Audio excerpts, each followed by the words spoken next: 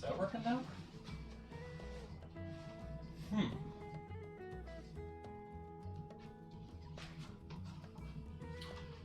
Uh-oh. Welcome in, everyone. Having a little bit of an audio kerfuffle here to start.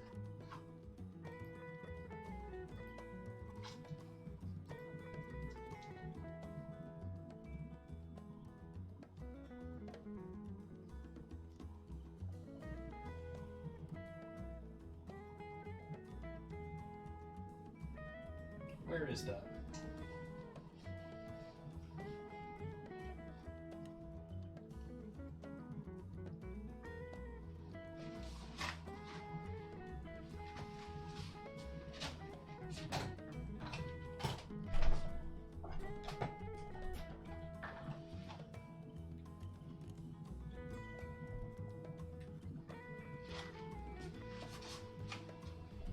There we go.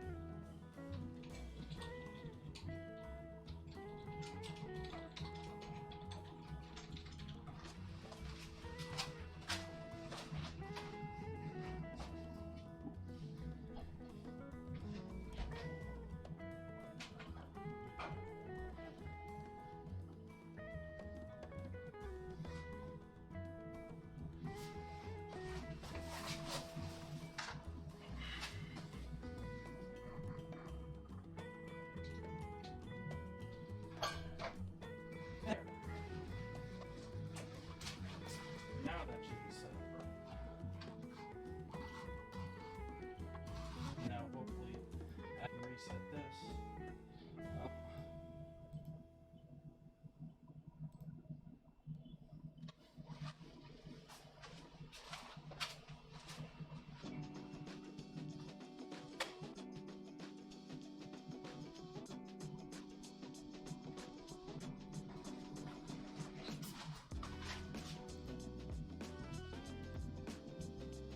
Okay.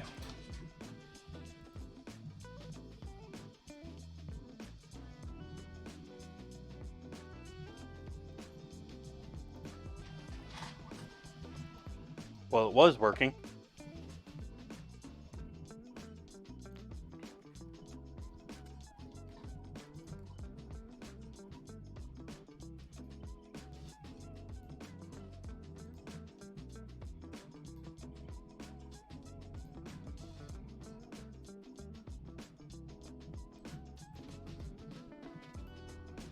Okay. Now I can actually hear myself too. Wow. All sorts of, I don't know, I must have Bluetooth issues tonight. Because it's my headphones, it's the microphone.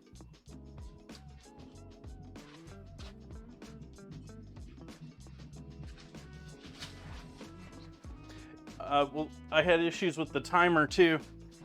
I have a feeling that was because I had just left the computer off since I lost power.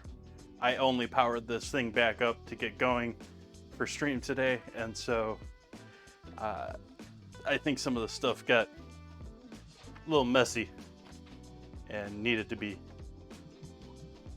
refreshed. And I'm sounding sort of buggy even to myself. Am I coming through clearly to everyone else?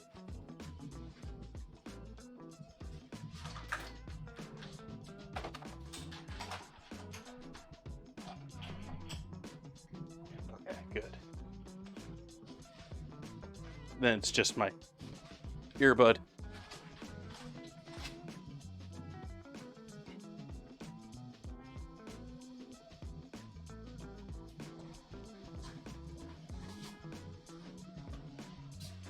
Nah, it's a connection issue.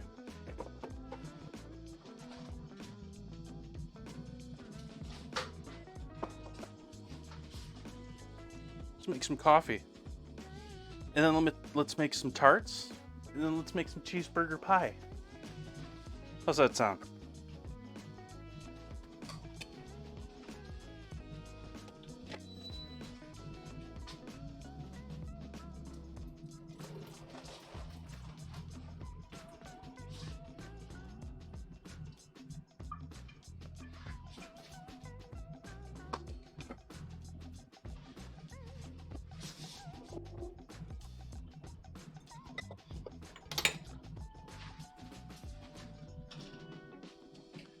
Lucked out with the rain here. I mean, we still got some really heavy rain. But the storm, as far as Sonoma is concerned, it went much further to the east, to the south of us. And so it hit up Napa much more than it did around here. I was supposed to be weighing this.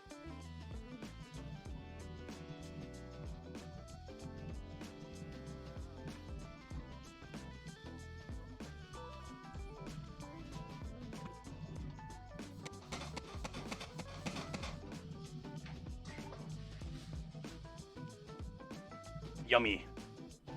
To do one pan dinner.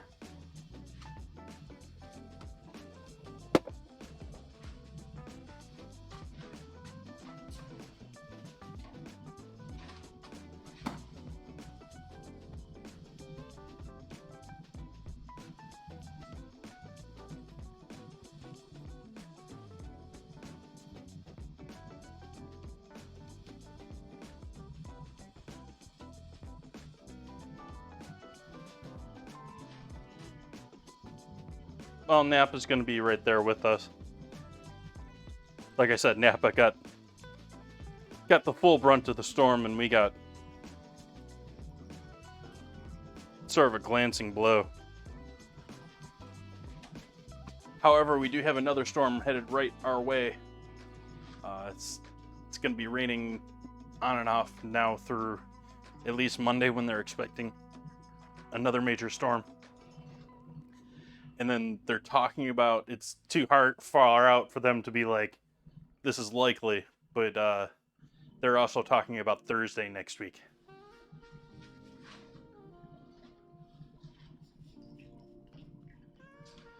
And so when it comes to flooding, that's, I mean, we're already getting up there, and it's not going to have time to dissipate.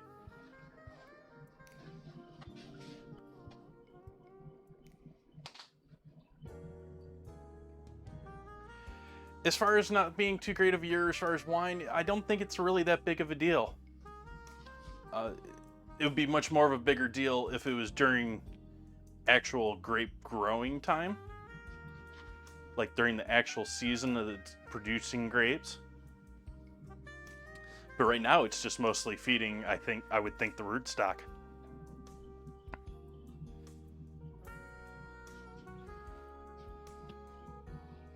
That's with my very, very limited knowledge on planting and wine grapes, and they very often strive to actually starve wine grape wine grapevines in order to get the best yields out of them.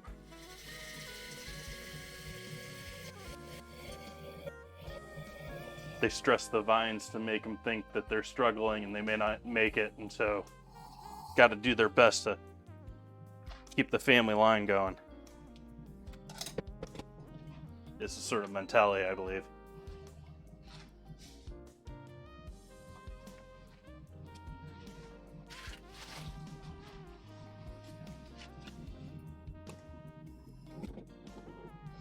That's sort of the sad thing about here in the water, is we desperately need the water. However, we only really desperately need the water because all of this is probably, the majority of this is not going to soak into the groundwater. The majority of this, because it's all happening all at once, is, you know, the ground's going to absorb what little it can in this time period, and the rest is going to go out to sea.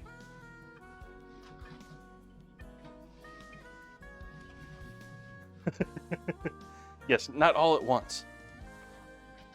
We definitely want it.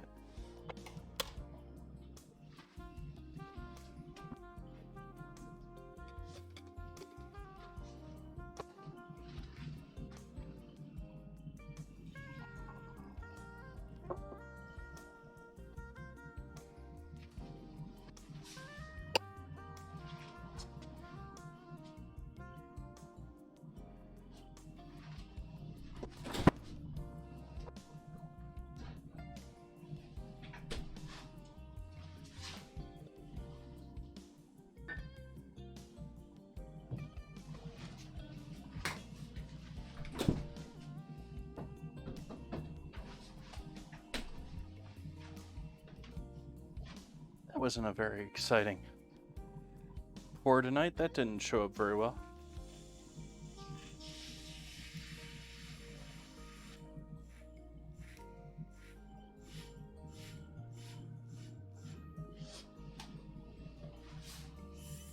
Hey, Hedgehog.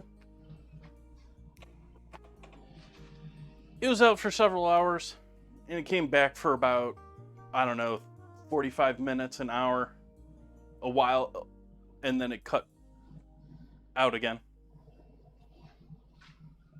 And then I went to sleep. I think I went to sleep with it out. And then, or it just come back, one of the two. And I was just done. Like, I went to bed not even that late for, I think it was like 10 o'clock. But I was just, I'm done with this mess. I don't care if I float away at this point.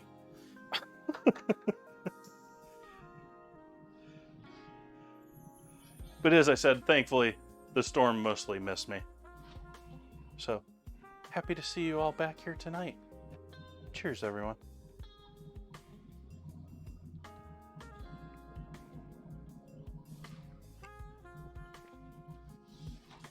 Hi, Cosmic. Hi, Hedgehog. Hi, Ozzy. Hey, Will. Who else do we have lurking about? Noimu. Hello, everyone.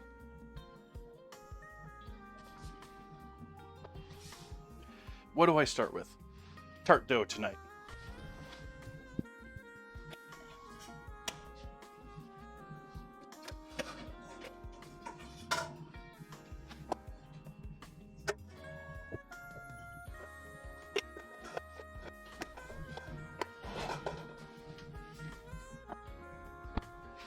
Gonna be trying out my new little mini tart tins tonight.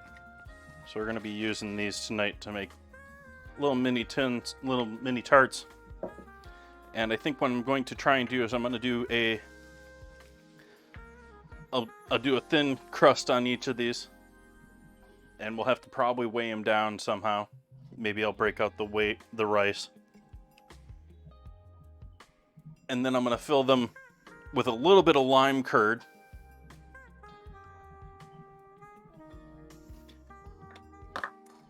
And then using something else, I'm gonna put them slightly on an edge after the lime curd sets.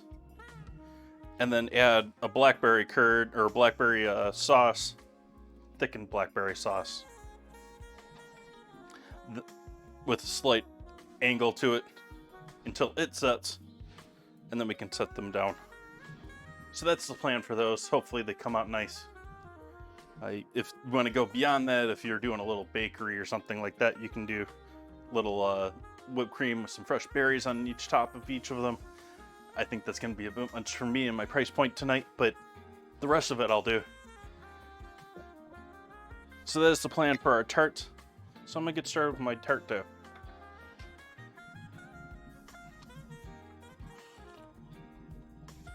Oh, dad joke. Oh, dad joke.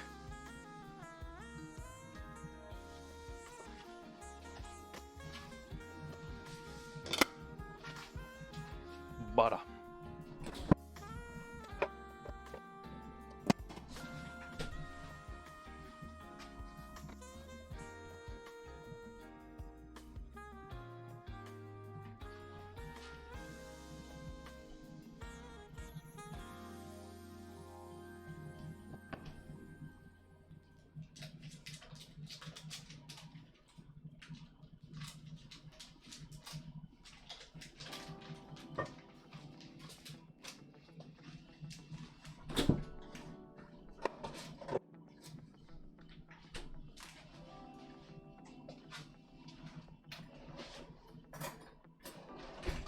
Now let's use the cutter.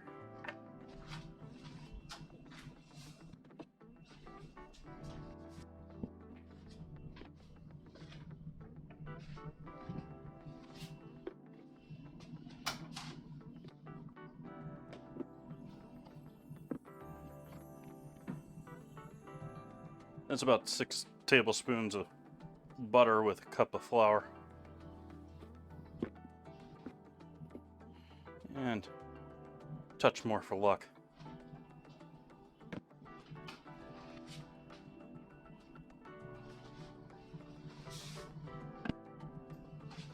Pinch of salt.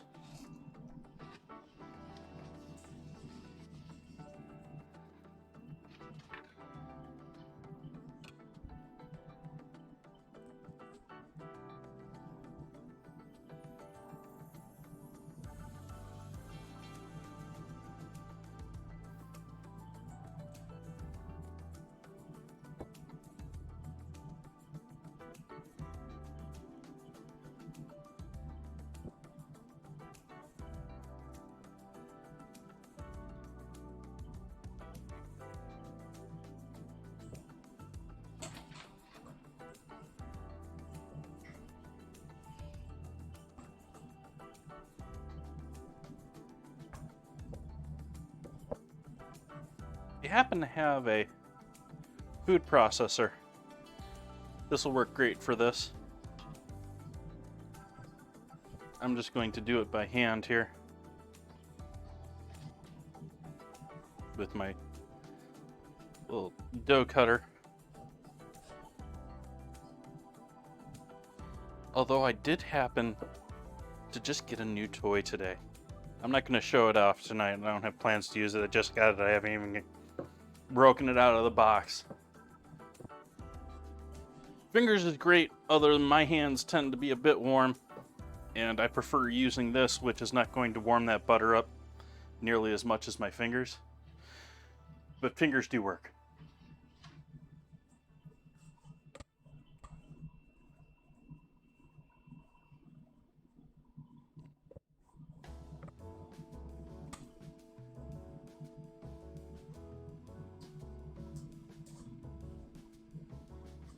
I enjoyed Stream Raiders while I was playing it.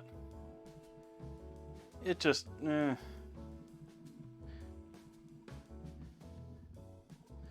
enjoyed it. I got feedback from people that it was too much of a break from the stream. And I felt I had done it for a while. You know, it wasn't changing all that much anymore. And they were focusing on their new stuff.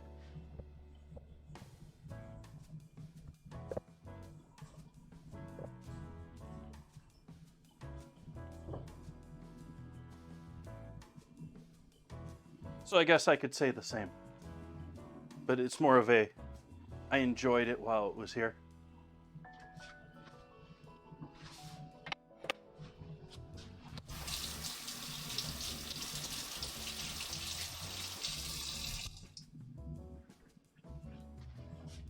We're going to add some cold water.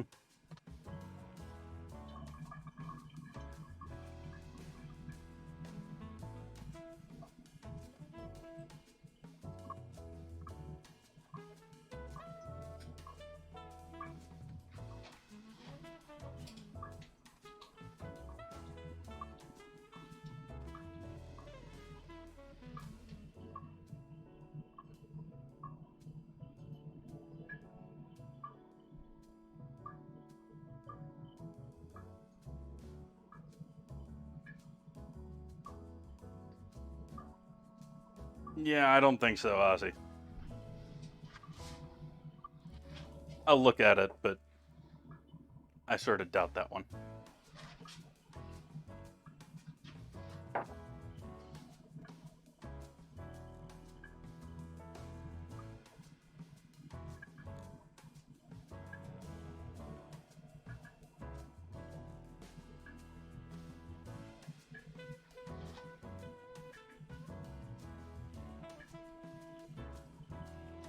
A little bit of cold water and an egg.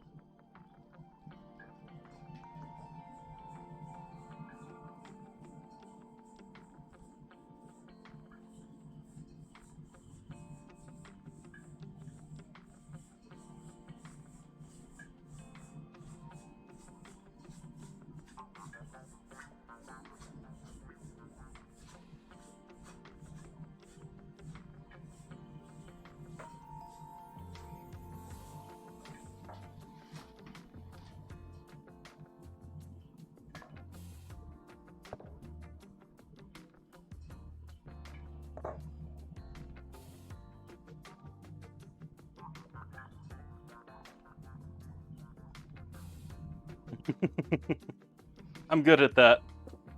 Sometimes it actually does make it in, though.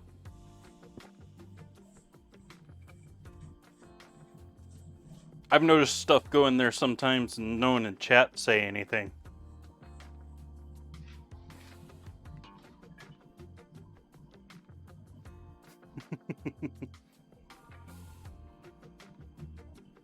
Well, especially when it's freshly poured, it's practically,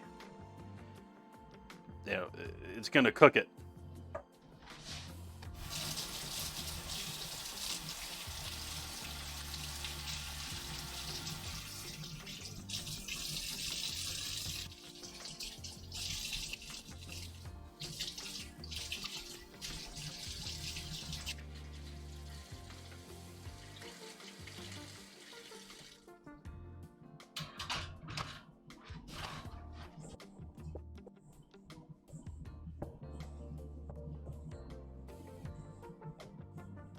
So we'll give this a little bit of folding just to really bring it together.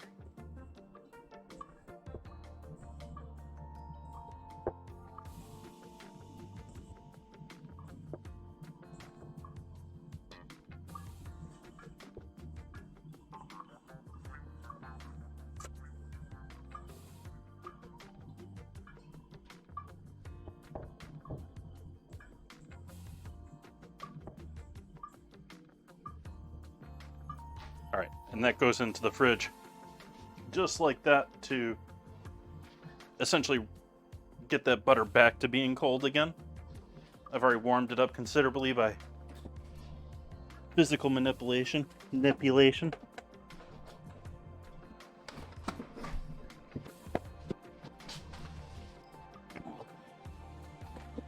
Problems with a nearly full fridge.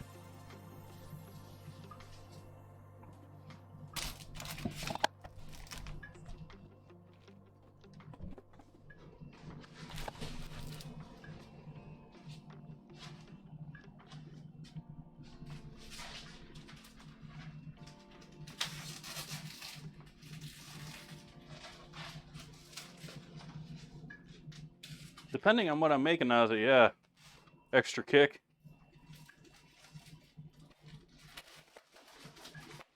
Speaking of that, you're reminding me I have Bailey's.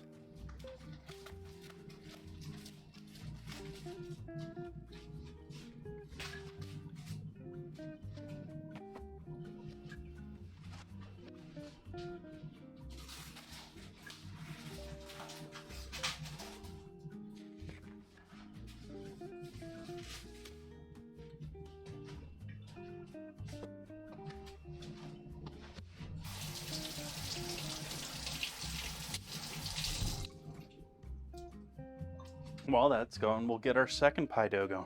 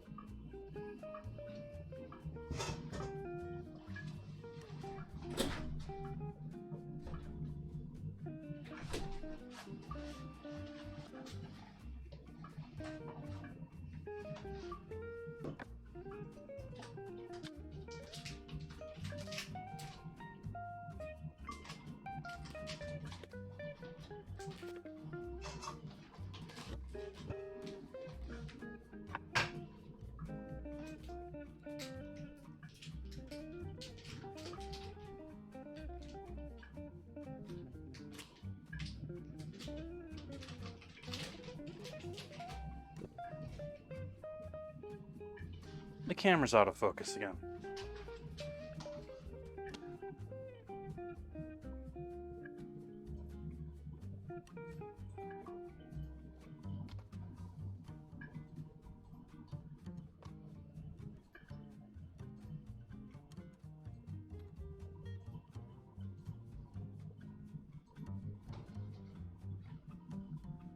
There, hopefully that's a little bit better now.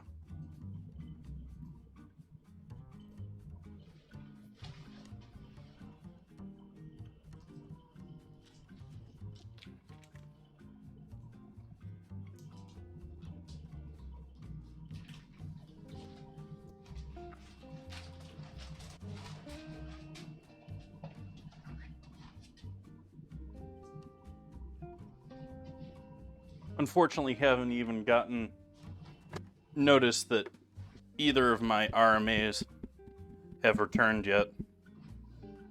Don't know if that's even going to happen. I sure hope it does.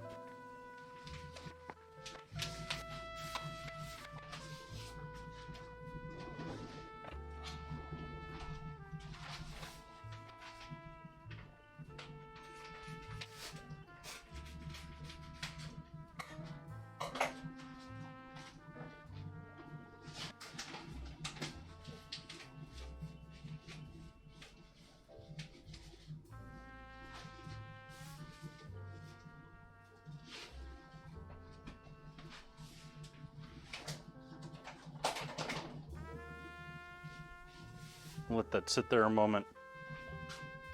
All that shifting, there's inevitably a giant cloud of flour dust in the top of this.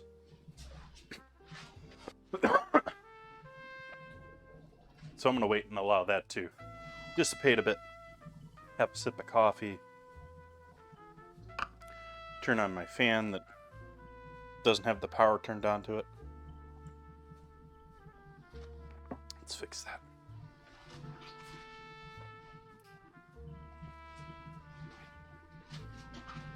I wonder if I have to turn that off still. The microwave. I have a power strip down there where near the onions that I reached down and turned back on. And I keep turning that off because running that with my microwave was apparently too much for the breaker. And so I was cutting the power load down whenever I used the microwave. But I also had my Google Assistant plugged into that same power line. And I recently removed that. I think that was really what was drawing the power. Which is sort of, I mean, it's basically a small computer.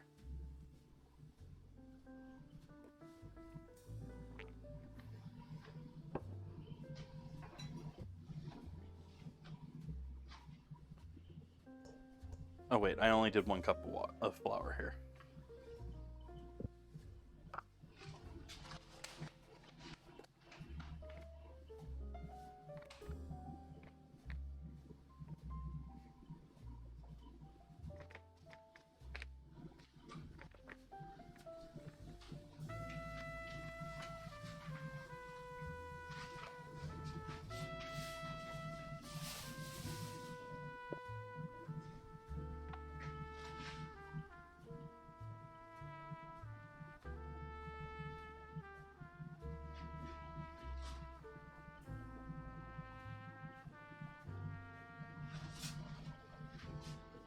And I don't want to actually... we can do that.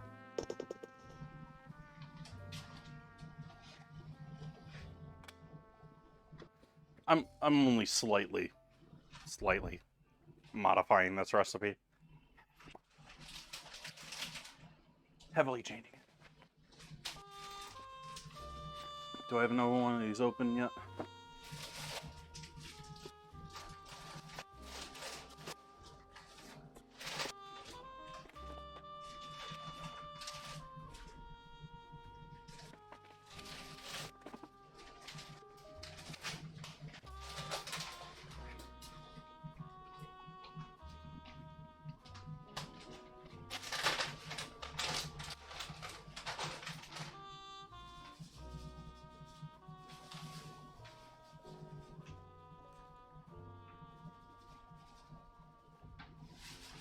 And my change up here, since we're doing cheeseburgers, is why don't we do a little potato in our actual dough tonight? And so I'm adding a bunch of dehydrated potato in lieu of some of the flour.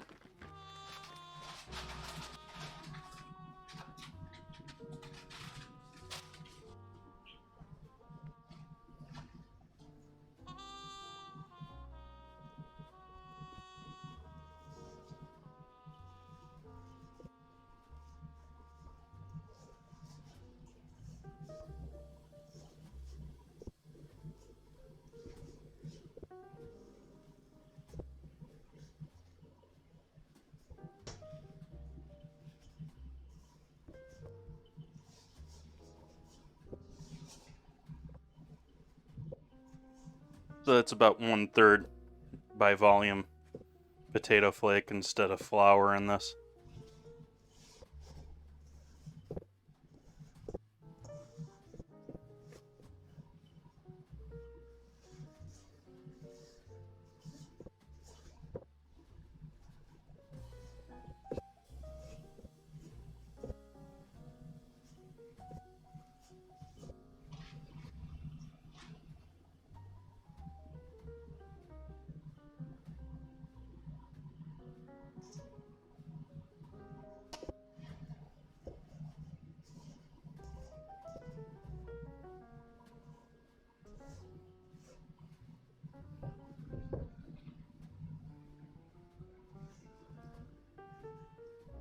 Maybe if I hold it this way.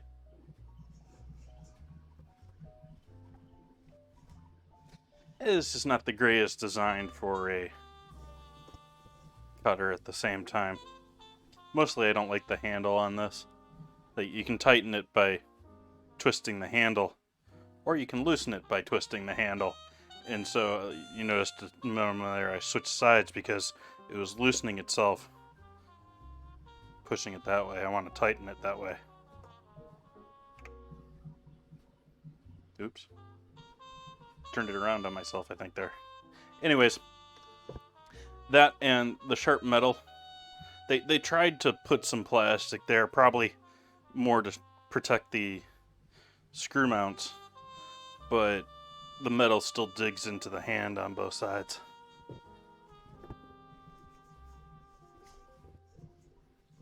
This is definitely not something I would use long term in like business. This would get thrown in the trash if this was something I was doing every day or something.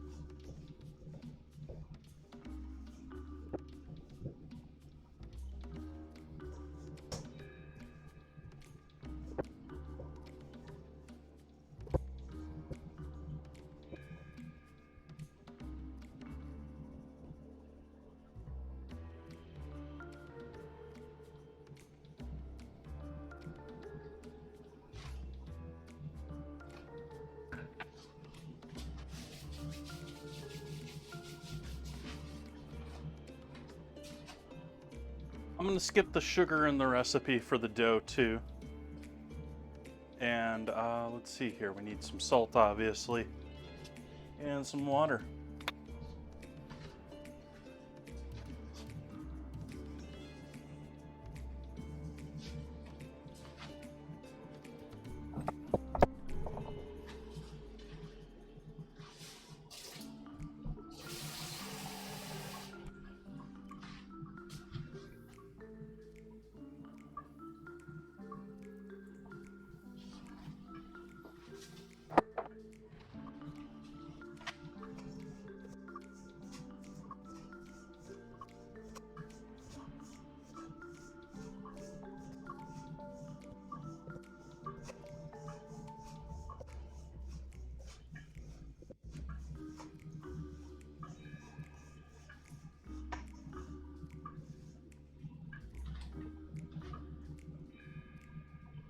Because this is going to be on dough for the cheeseburger pie. If I was using it for something sweet, absolutely sugar.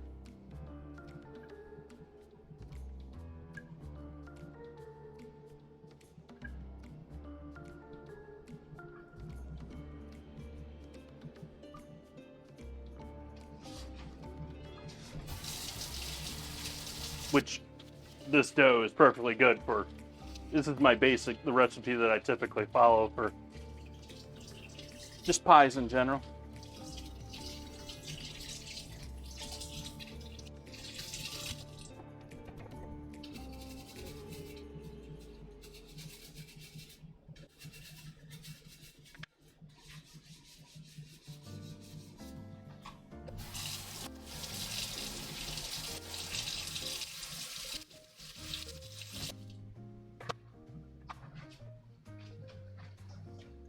So again, like the last one, we'll just do a little light folding.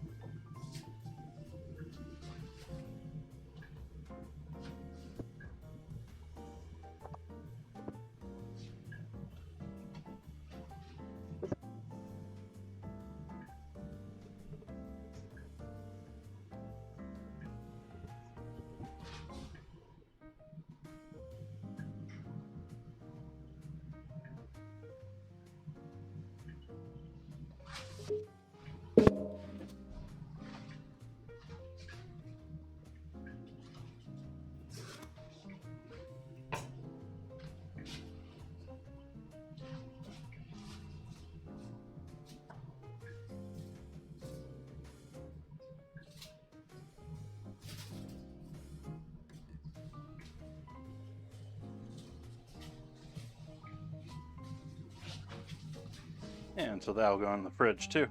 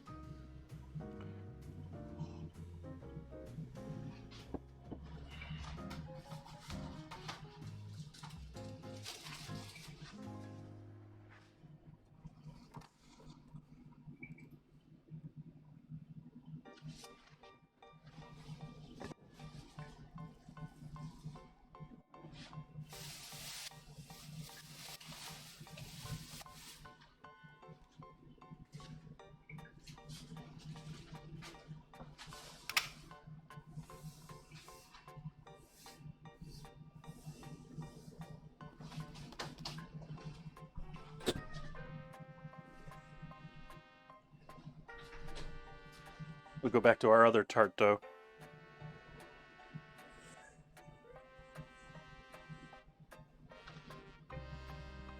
Still relatively soft. Could definitely have used a little more time in the fridge. And tart doughs, in particular, do a great job if you give them a proper chill before you bake them. I'm gonna rush them a little bit for doing them for the stream.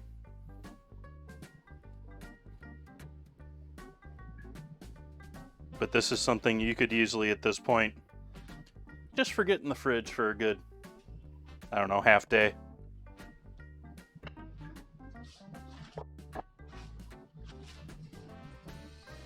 I am going to dust them with a bit more flour.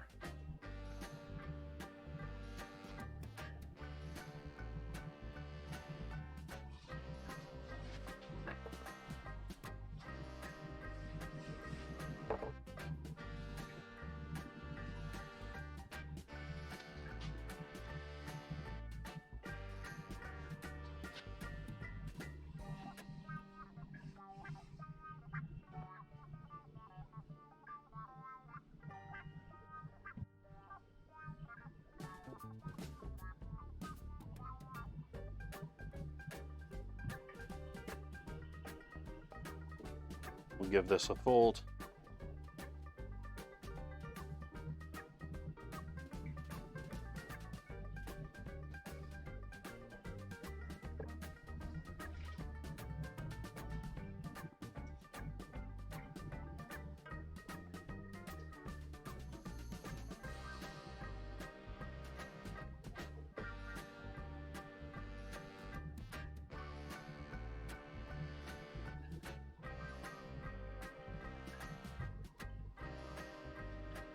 Do one more fold in this direction.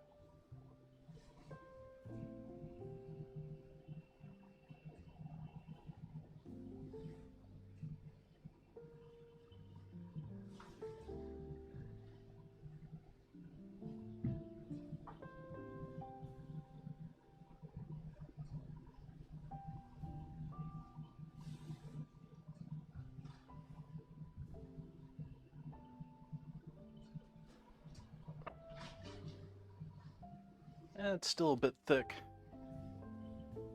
It's okay over here. The top edge is pretty thick.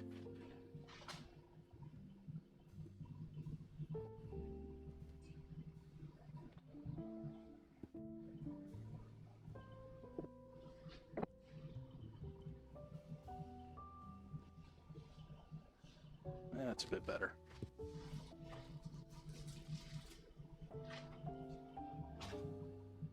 So I'm gonna give myself some room for these to collapse a bit. So I'm going to cut around them.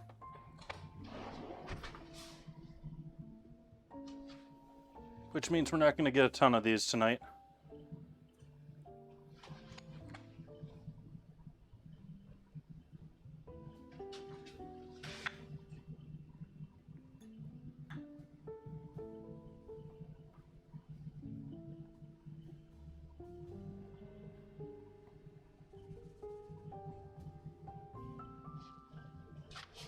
That was a bit too close on that one, but better safe than sorry.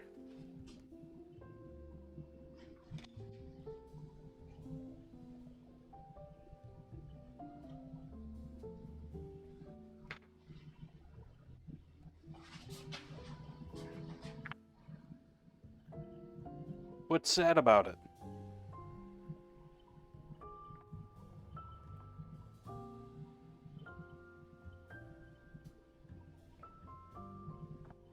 I sort of hear this music and I think hotel lobby, to be honest.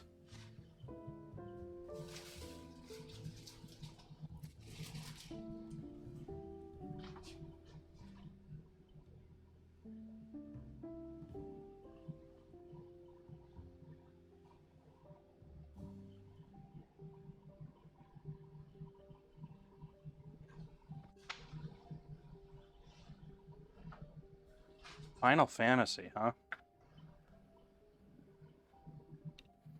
Now there's a game that I very much know exists in this world, but I have never played. I've seen it played.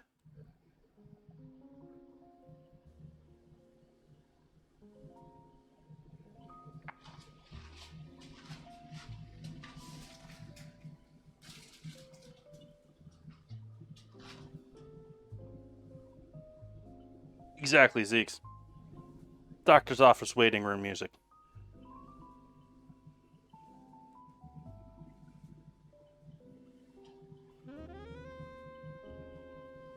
Which is not really what I'm after here tonight, but I prefer that to sad piano.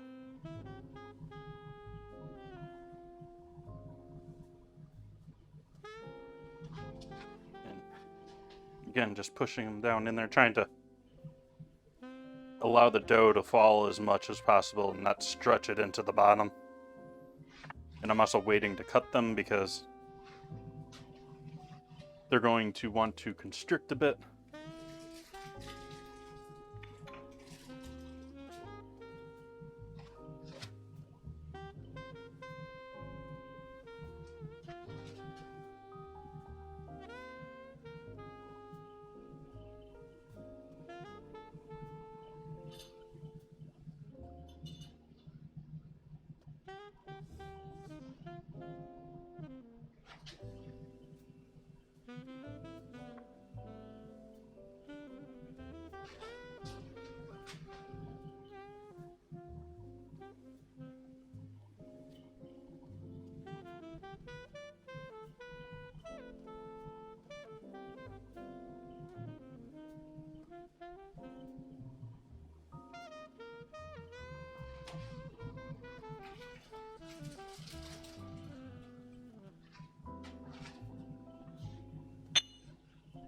I think we're to re-rolled time.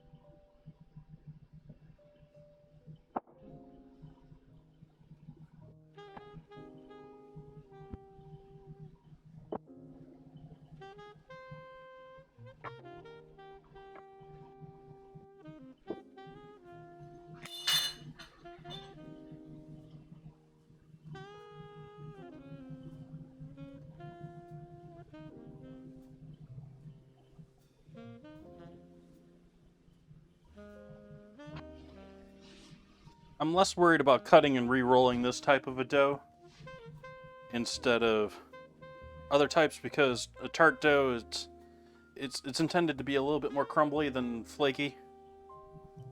It's a little bit like a butter cookie. Welcome in, R9.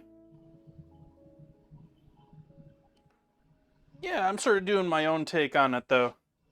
I was looking online, and there's a whole bunch of different cheeseburger pies out there online. None of them looked like a cheeseburger pie to me, though. But most of them looked like some sort of breakfast pie that were half egg.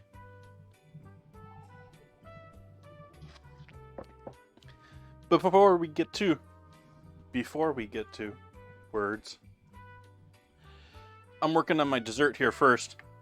I'm making lime curd and blackberry tarts.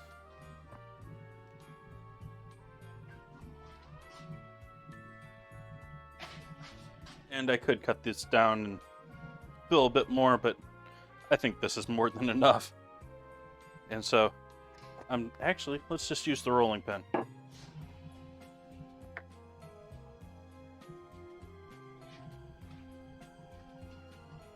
Or do I even need the rolling pin?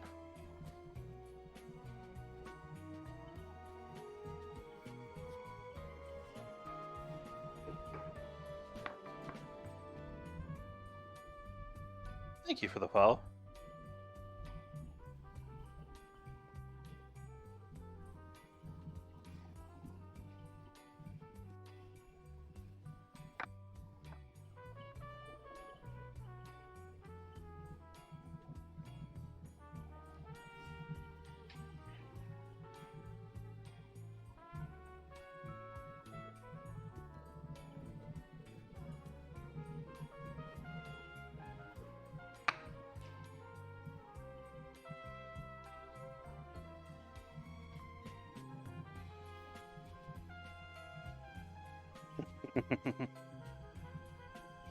Well, it is in the chat rules.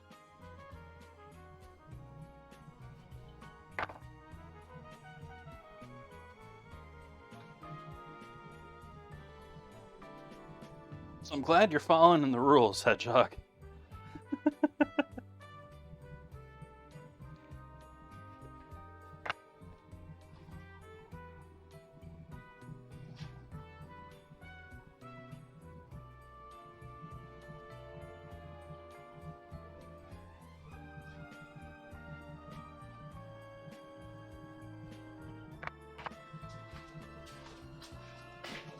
And again, you can keep re-rolling that and do as many as it fills.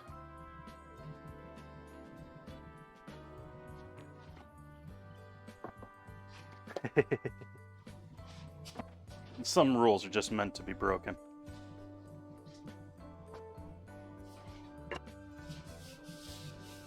Yeah, that's gonna need a cleaning this time.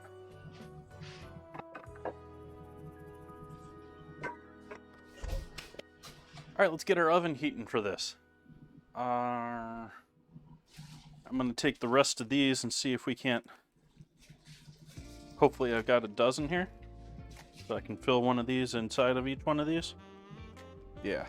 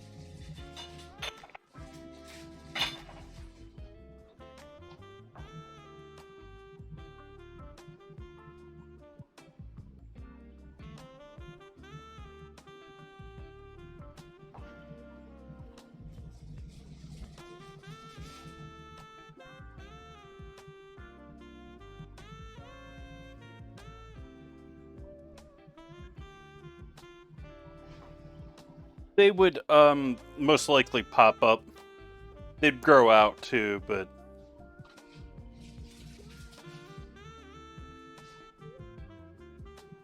there's not a ton. There's egg in this, so they are going to grow because of the egg. Their egg is one of the more natural leaveners you'll find used.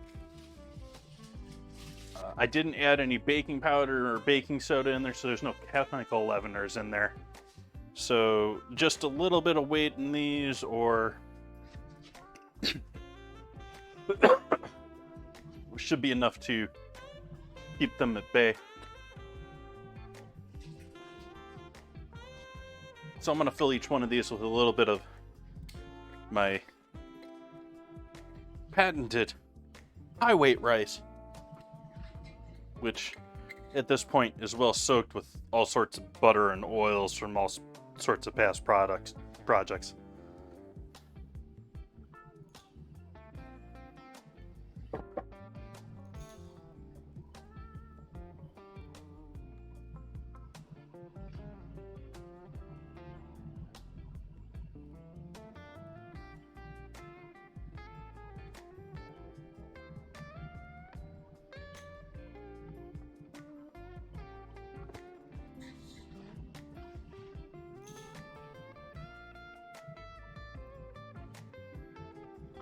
It's just what I ended up using. I don't recommend people go out. I mean, hey, if you want to go out and waste a bunch of money, they have steel versions of these that look like little beans that you can buy in a pie store. But just use some dried up beans or rice that you never got to using.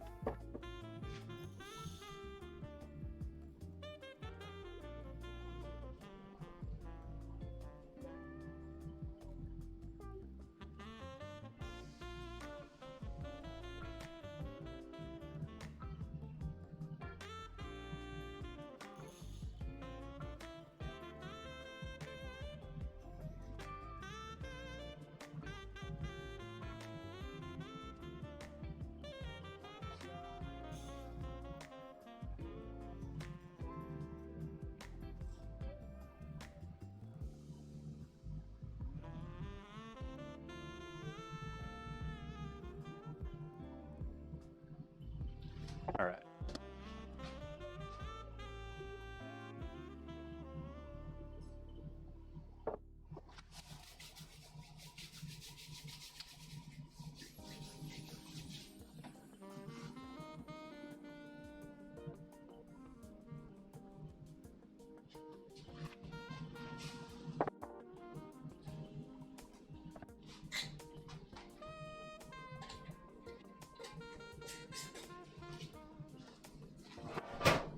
Sheet pan and parchment time.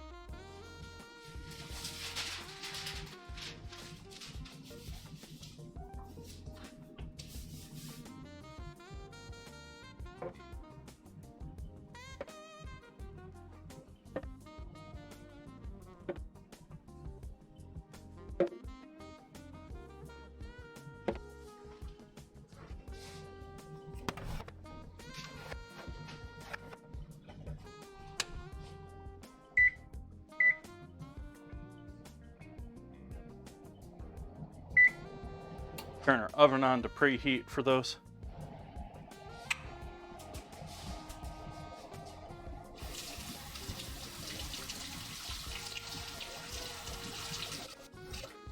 Oh,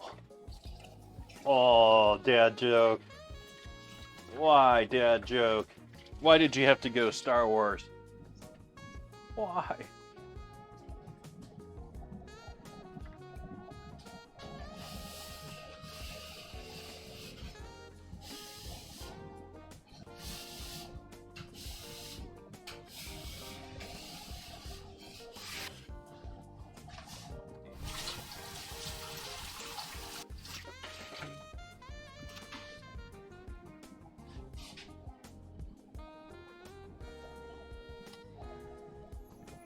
I'm okay with a late holiday joke. I mean, it's...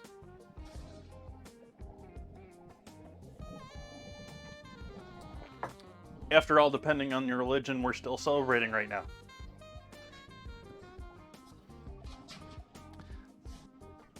hence current controversy in Ukraine right now.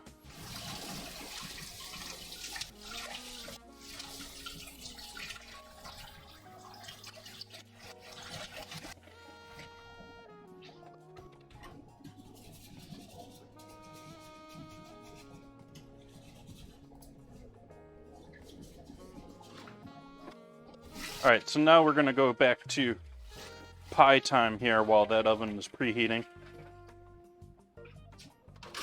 And I'm gonna get the pie together for cheeseburger pie. We're gonna need one of these.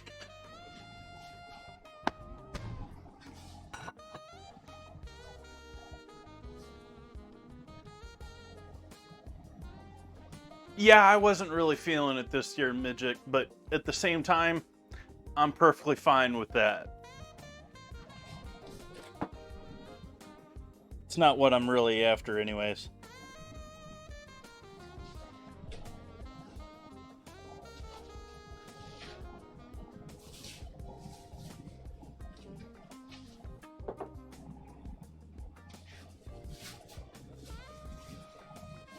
Because typically I ended up, well, unless I'm going home, unless I'm seeing family, the holidays are just sort of a depressor for me. Not a big one, but it's not fun if you get, and so I'm sort of glad that I wasn't that joyous this year because I didn't get to see family.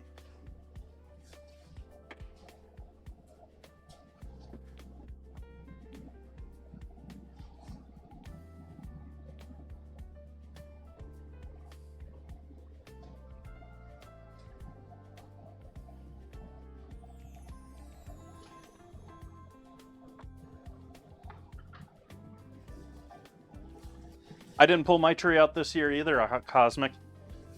I actually usually show it on stream. I have a, not a full-on tree, but it's actually more intended for like a mansion's front door. You have two of them on either side of the door, sort of a thing. It's got like a base and then the tree. Hey, Chris.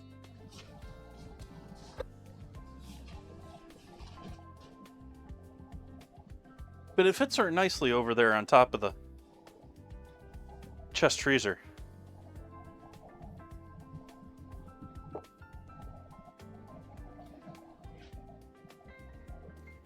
What's new? What's happening, Chris?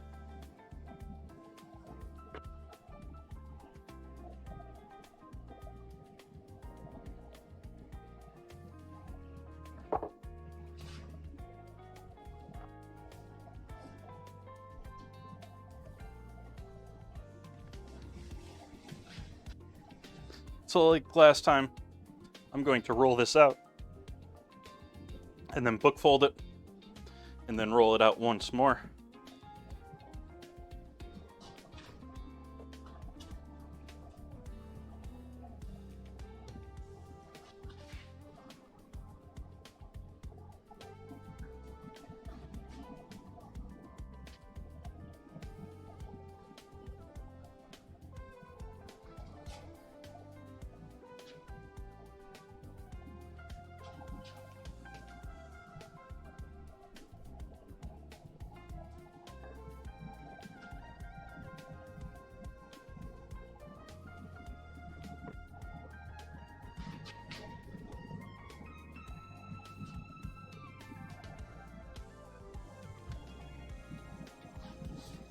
This dough is a bit warmer than I would like it to be.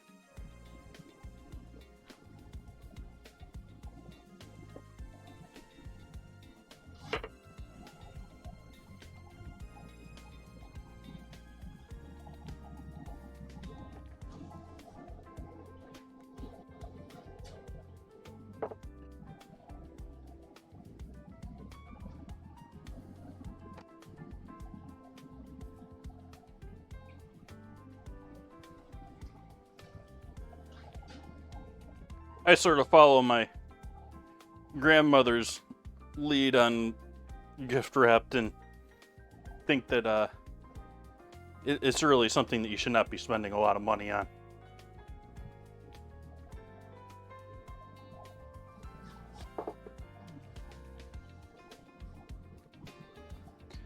And so I do try and find nice wrapping paper. Don't get me wrong.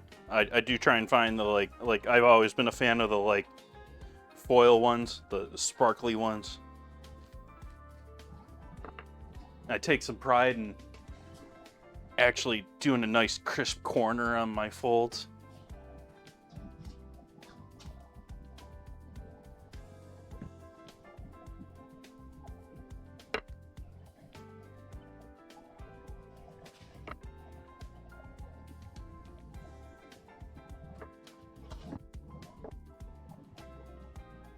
If there isn't sparkle, at least, you know, like, there's some really pretty foil colors out there too. They're just a little reflective.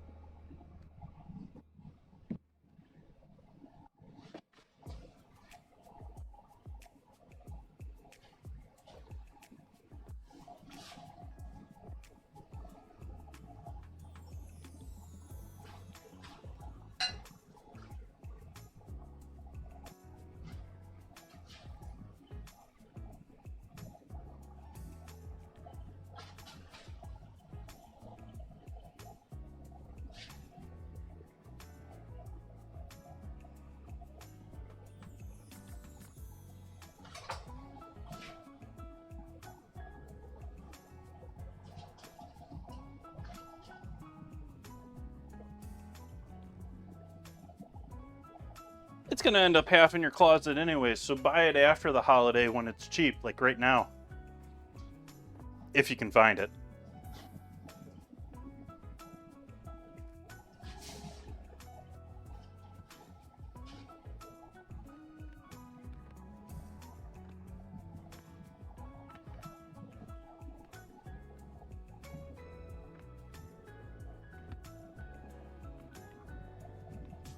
I think the last time I bought it at about a penny a yard.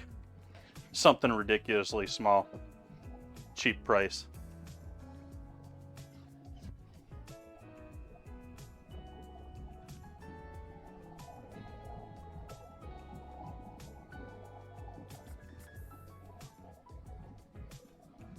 And again, like many other things, it's something that I'm not afraid. If I find it cheap, buy it in bulk.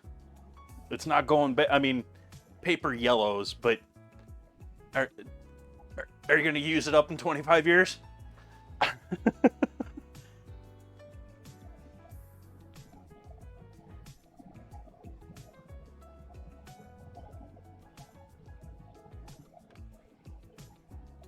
Nice, Cosmic.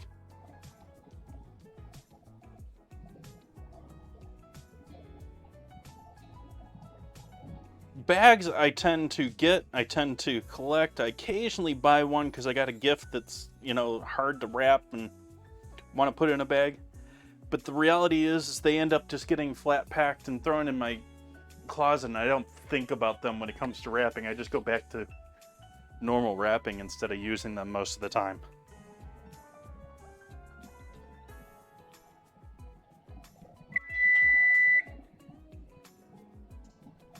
As our oven coming to temp for our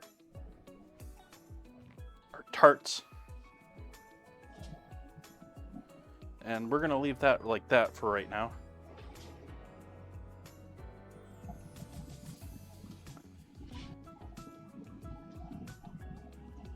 And we're going to move on to the filling for our pie.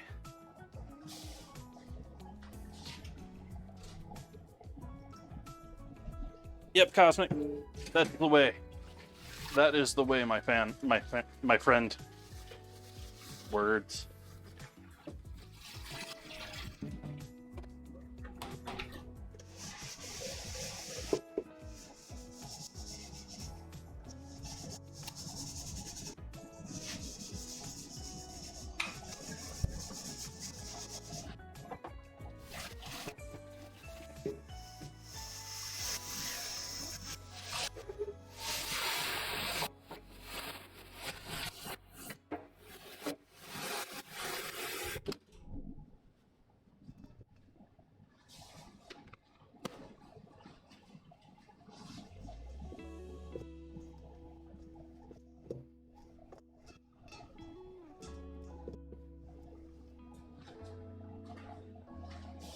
So for the filling tonight,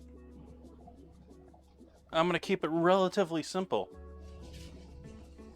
Relatively.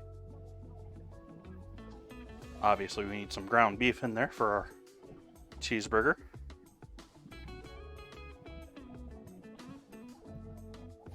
Oh, is it raining again outside? Is that what I'm hearing?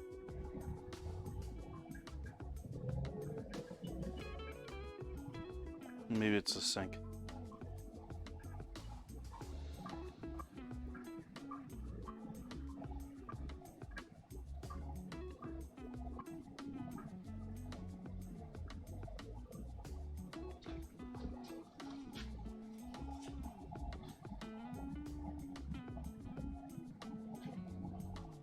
Nice. Does he do his Lego on stream? This seems to be a big thing these days. Lego seems to be throwing some cash to people that do it too.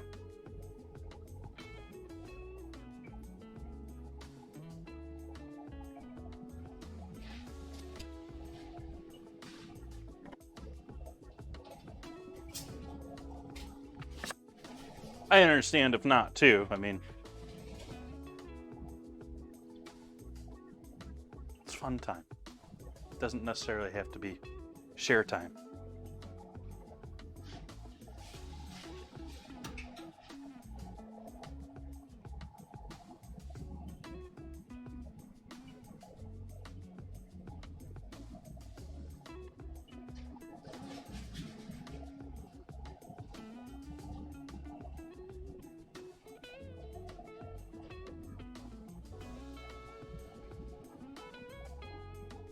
Nice.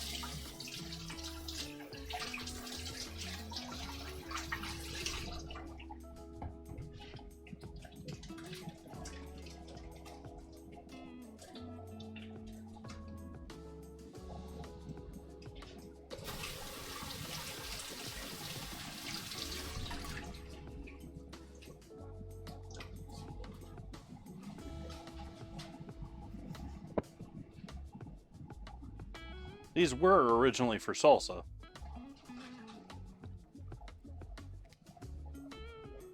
Not anymore.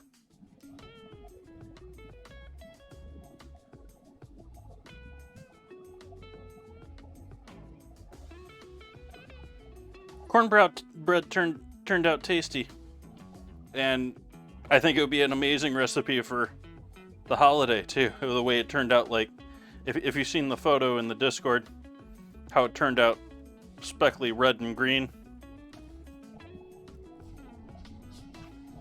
It's just perfect. That it was, midget. Let's see here. Let's go over the Discord and see if I can't show that loveliness to everyone.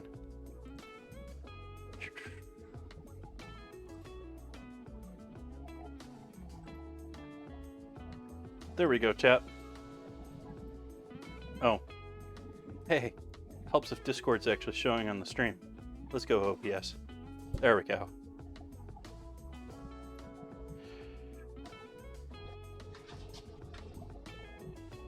But speckled, and you could even add more green into this if you added some green onion, or substituted green onion for the jalapeno that was in it.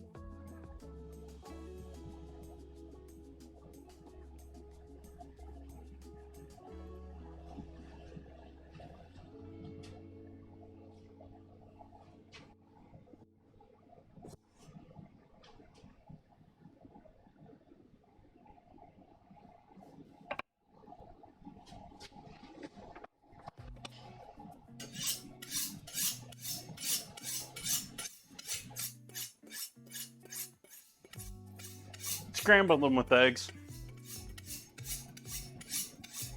Just save myself the trouble of everything else.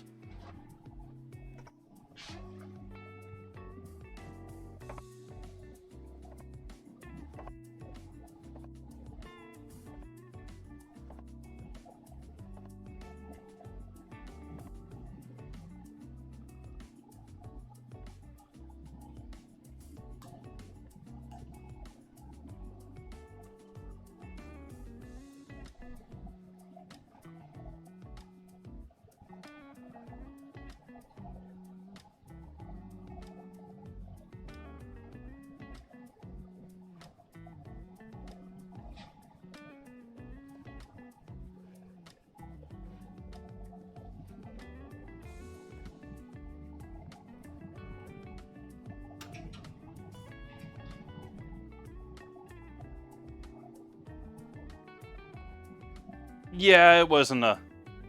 It was about what, honestly, about what I expected. I had hoped for a lot more.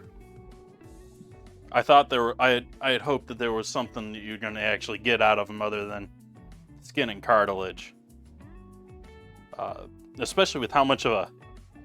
Like, my only real knowledge of pickled pig's feet is sort of like a seedy old school bar food.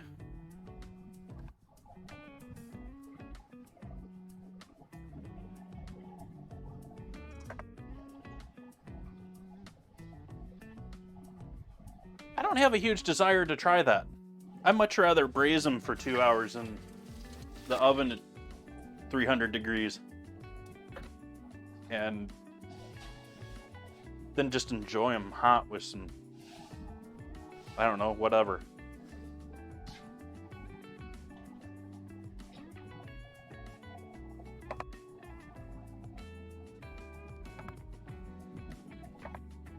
That wasn't through.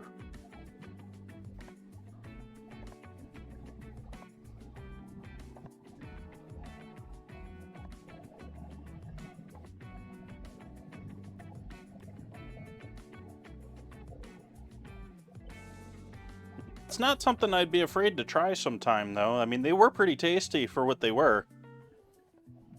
It had a very strong, meaty flavor to them, but they were also very acidic, which I'm sure goes great with a beer.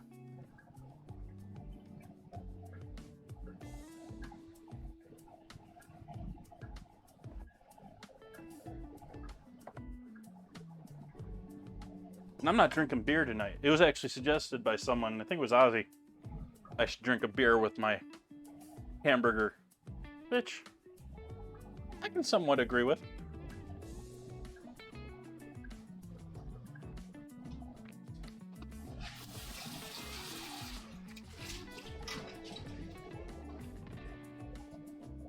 But I have wine to drink, not beer.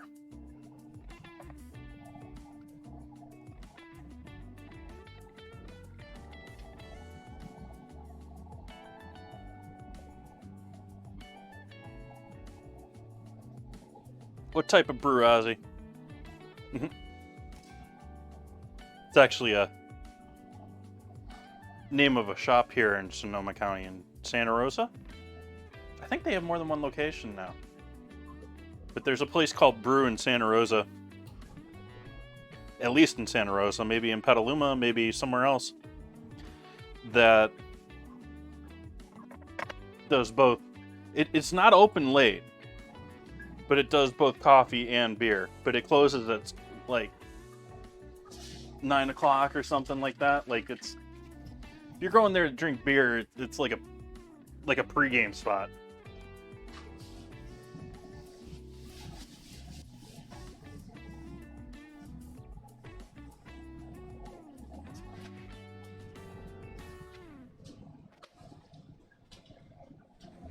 I can say that without certainty because it's been ages since I went drinking in Santa Rosa, especially. So we need some onion in there now too.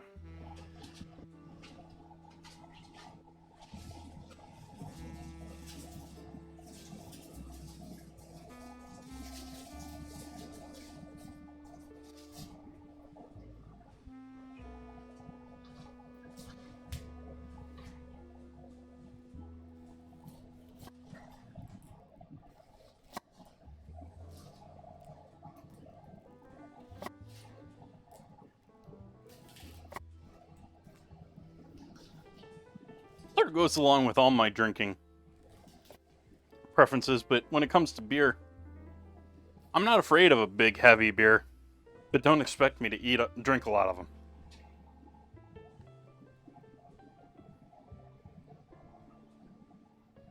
Like, give me a big, heavy beer, and I'll just slowly sip on that all night. Or sip on some bourbon, or wine. I go a little heavier with.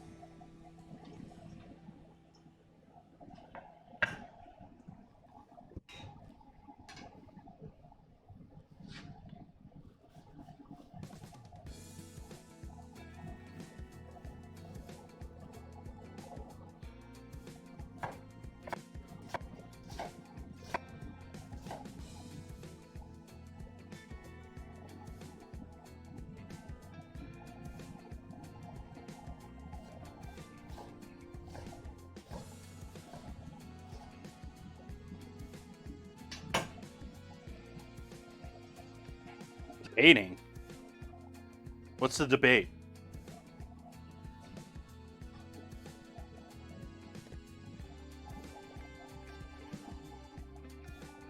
Which beer?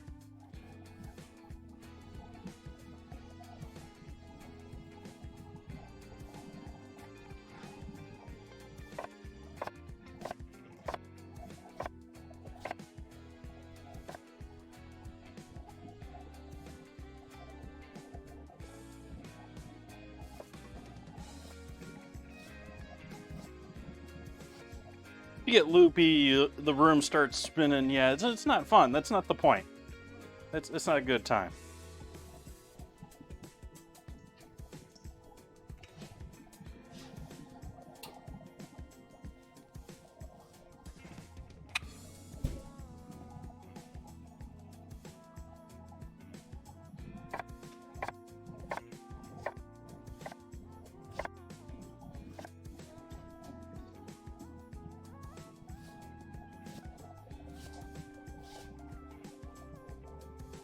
The last couple of ciders I've had, I haven't really enjoyed. But that's mostly because they've been funkier ones. The last one I used on stream was one of those funkier ones, but it actually worked pretty well with what I was doing. But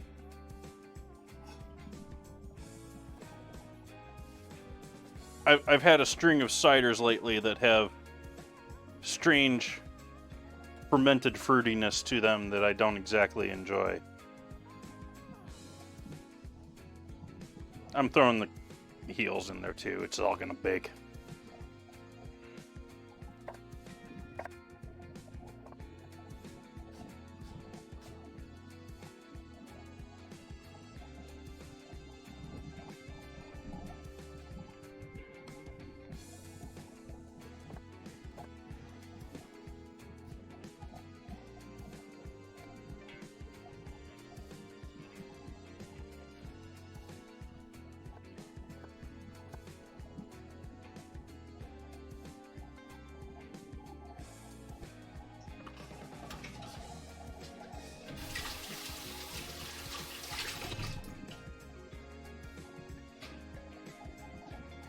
Angry Orchard I think of as being mainstream, mass-produced,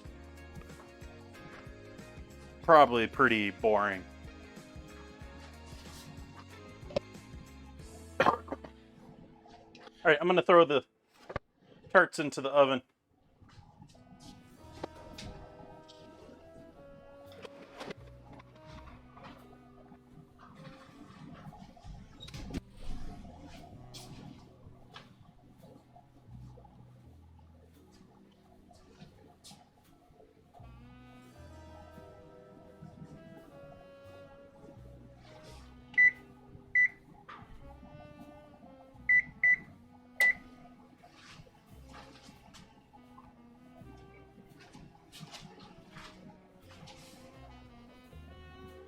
And since all of these lovely things that I have thrown in here so far, as far as my cheeseburger fillings, these are all going to lose a fair amount of moisture. So I'm going to add a fair amount of breadcrumb in here to help soak some of that up.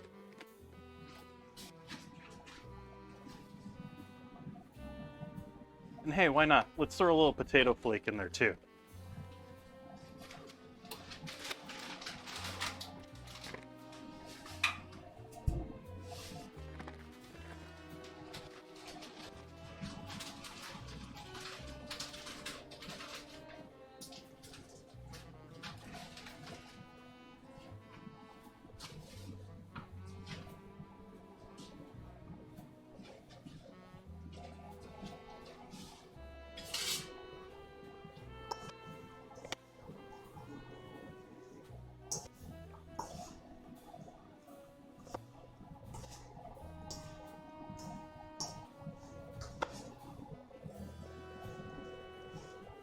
So this is going to be the filling for our pie here.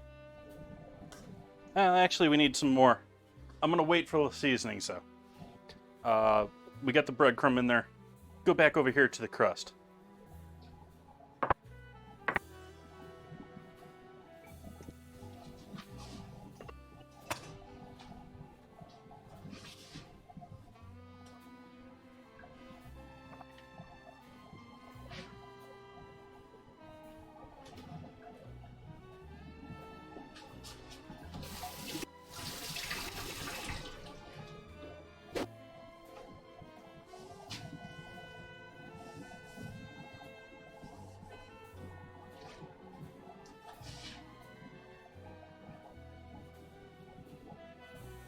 So this is the last of our pie dough for our large pie.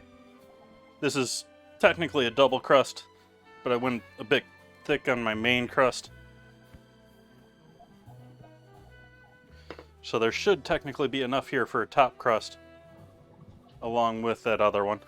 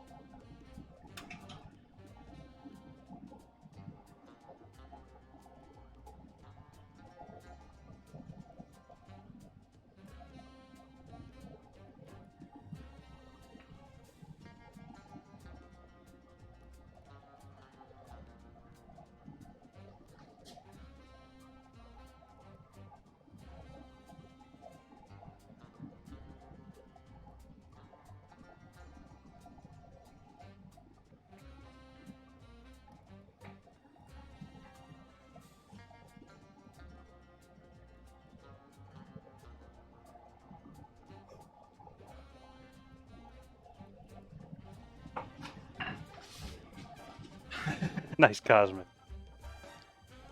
Ooh, I want one more maybe? Let's see. Yeah, let's see if I can squeeze one more out of this.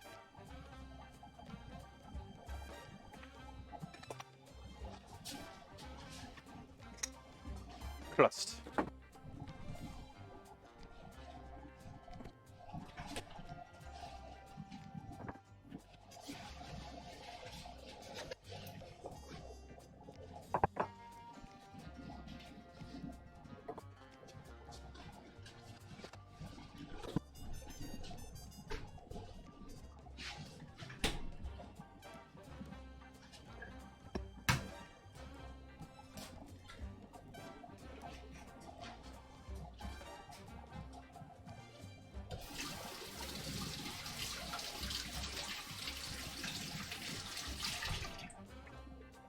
To be clear, I made that comment about them being generic and mass-produced without ever having tried them, I don't think.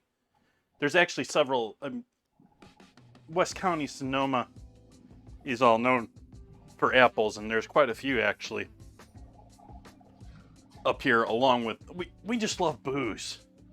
Sonoma just loves booze. Like, we got some of the biggest microbreweries in the country. We've got cider locations, and we've got vineyards galore.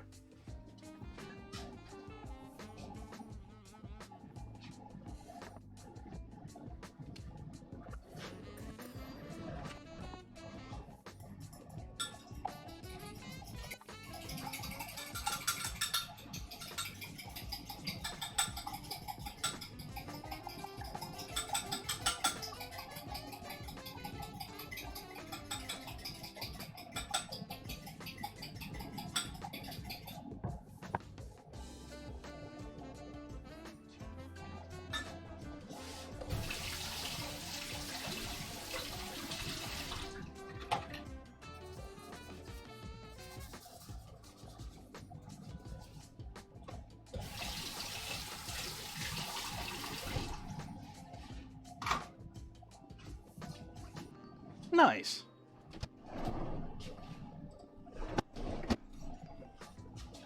Consistency. The thing I hate worst about the food world. A little bit better in the beverage world.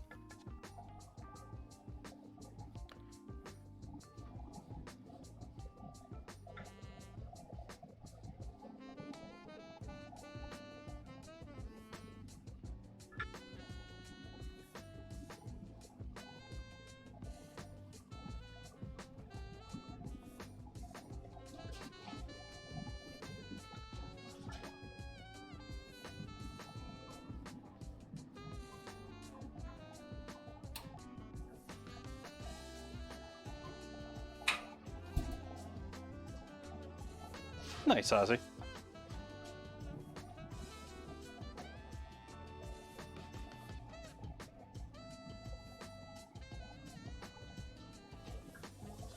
All right, so we got our egg wash on the bottom. I'm gonna add our, oh, we need to season our meat. I wanted to wait till the last second to season this because we don't want it to lose moisture from the salt.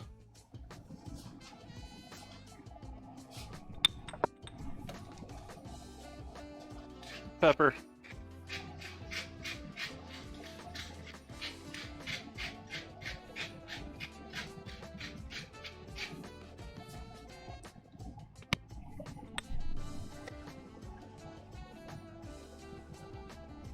Seasoning salt.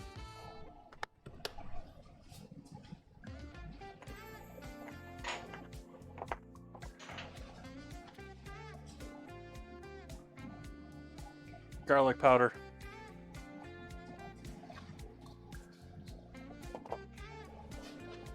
All right, so that's what I will go with for our mixture on the inside.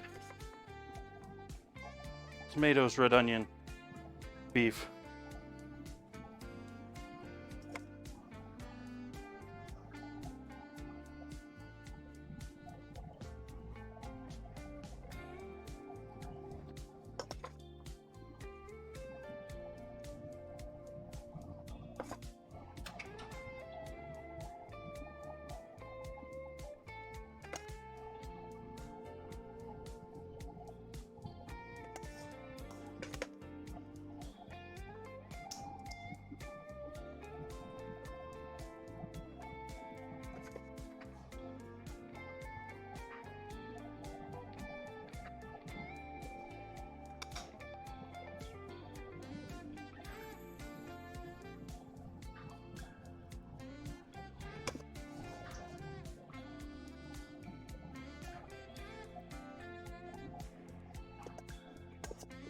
Oh, I have plans.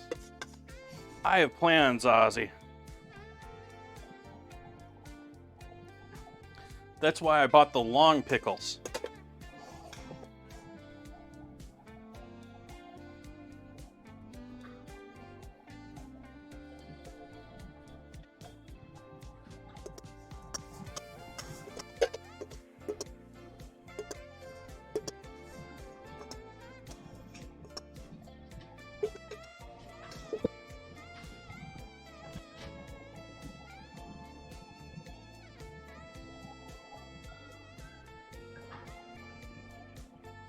Pull this back a little bit from the corners.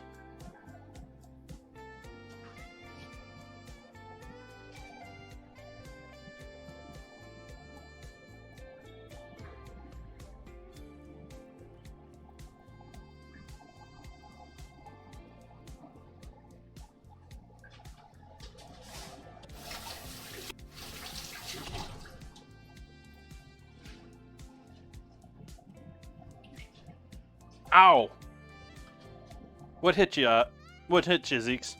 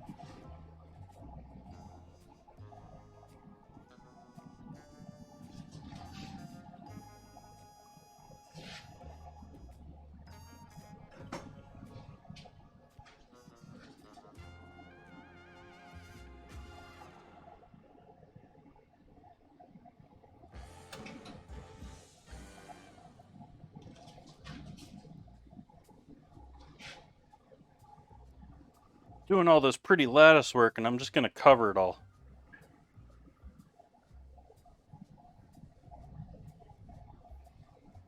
I didn't exactly weed the lattice, but that's because I'm covering it all.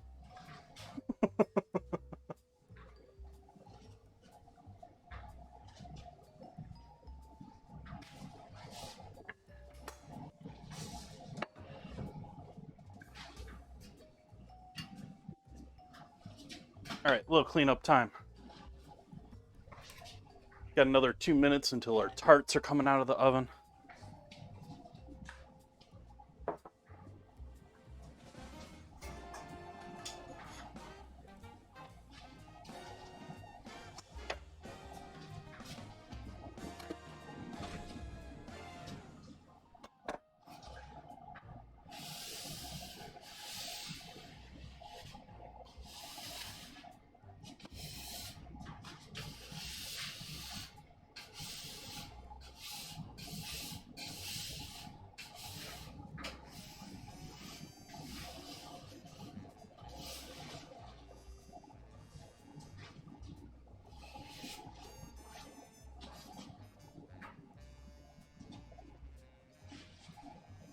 I don't know, is it?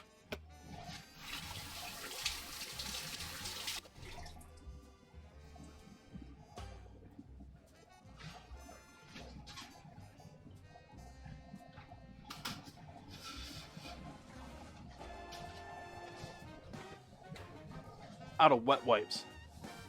Actually, I have more. I just have to get them out. They're buried.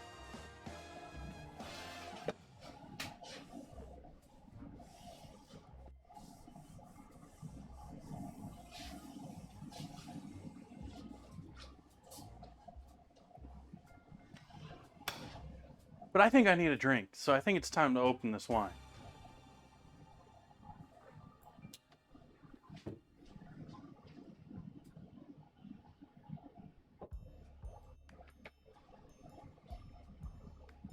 Oh, hey, it's a screw top. This is not inspiring faith with me.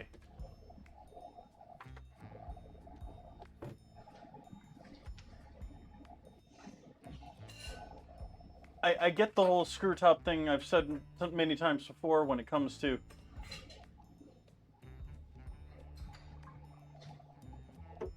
whites, you know, like a light, either a rosé or a white or even a light red with a screw top, because it's something you might pick up out of the grocery store and go, you know, out on a picnic for. Not so much this. ZX gifted a tier 1 sub to Midget Hedgehog. They have given 2 gift subs in the channel. Thank you, Zeeks. Thank you for the gifty. Let's check out what these things are looking like. Let's see what our tarts look like.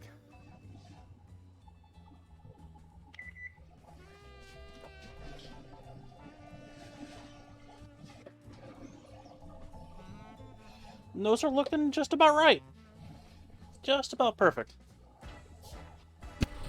Got a little bit of light golden color going on the outer edges. We'll let them cool down a little bit there. But to give everyone a little bit of a closer up there. I don't know if you can see that on the camera very well, but there's a little bit of golden brown right around there.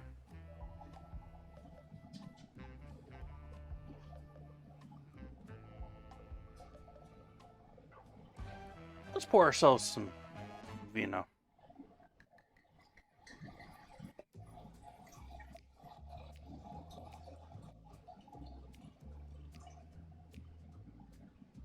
Nice dark wine.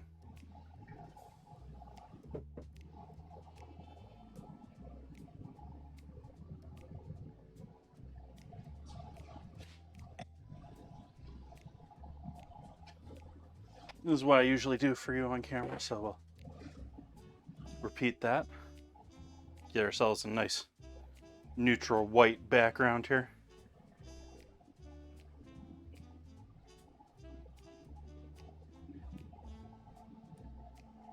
So it's a dark wine, but you can barely see through it.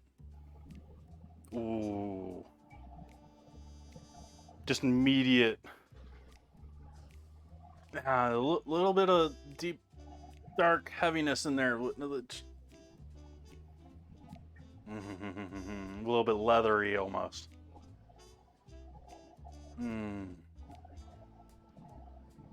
I like this. I'm just going to sit here and smell this. This just smells lovely.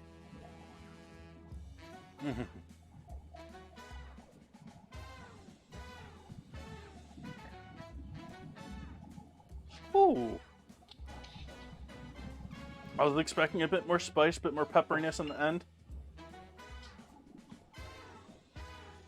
There's a little chemical funkiness going on there.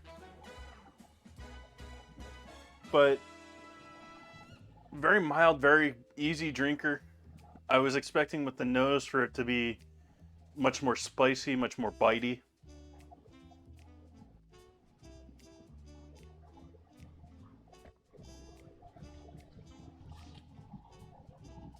Yeah. That'll go okay tonight. It's not really going to be one of those powerful reds that, you know, it's going to be spicy and cut through all the fat here. But I do think it's going to be smooth and clean enough that it'll persevere.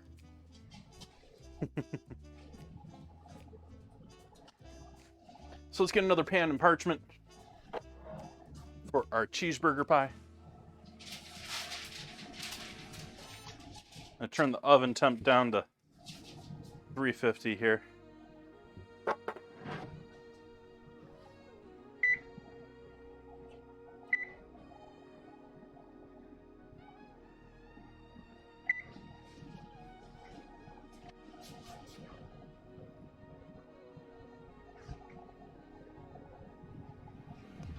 Oh, you thought I was going to put the wine in the pie? Wouldn't be a horrid idea. But that was not my plan.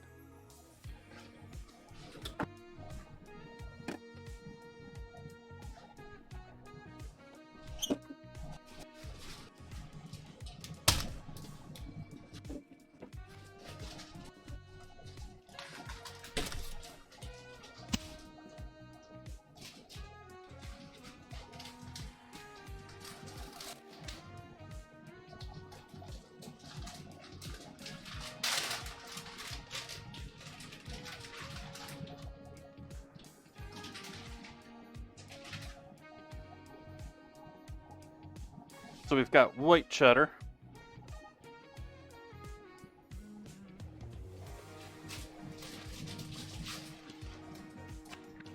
And the classic American half oil Kraft cheese.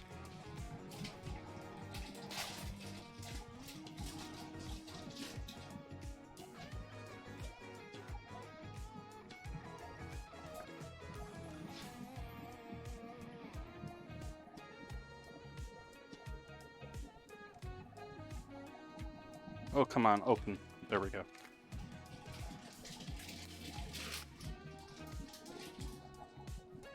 Oh, yes. Well, anything American cheese is not really all there. American cheese, like the American, regardless of the brand, the definition of it is that it's 50% oil.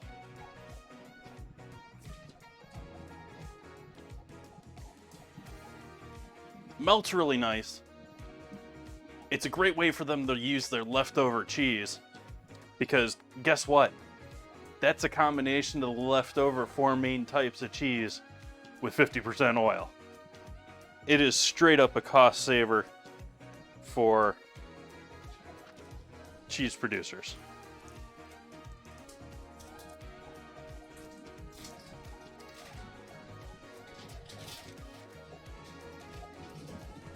If you want to, here's a good way to give yourself a reason to not want to smoke if you're a tobacco smoker.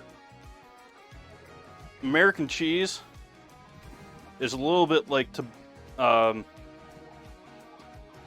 what they call recon in the tobacco industry.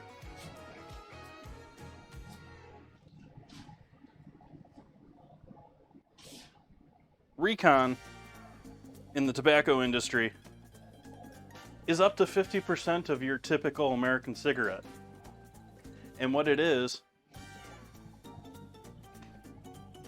their leftover tobacco that fell on the floor, that got mixed up, got returned, that is unsuitable for selling.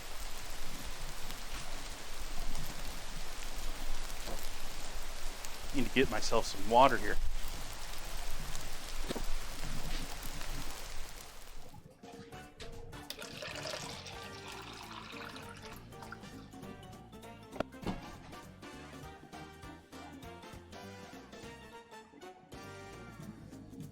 The mind of Fluffy.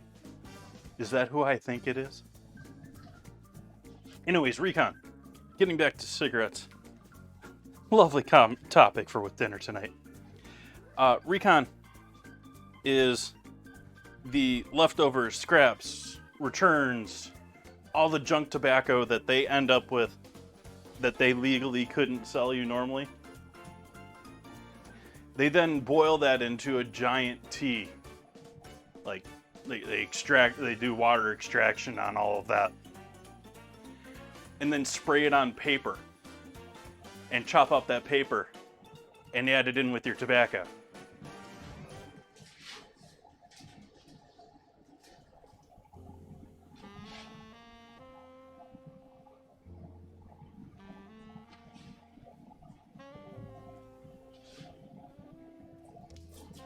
Don't smoke, folks.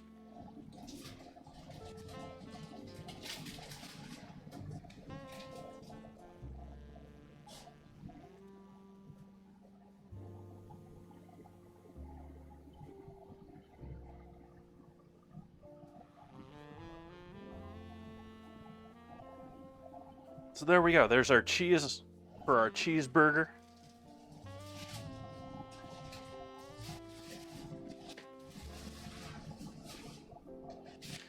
The idea with the cheese is it's both going to help, at least initially, trap the steam from the meat and cook it a bit quicker. And then hopefully it'll melt through that lattice and then just leave this melty cheese cooked over the top of the lattice. Oh, I hope that's how that turns out. I hope that's how this turns out.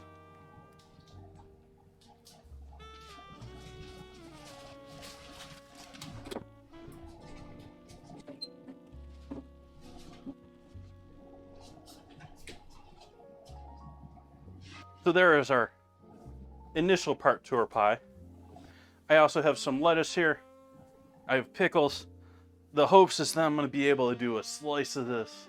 You lay a pickle over the top. We give it almost like a side salad with the tomato, mustard, mayo, and put that along with it. I'm going to give the oven one more moment to cool down to that 350 temp from 400.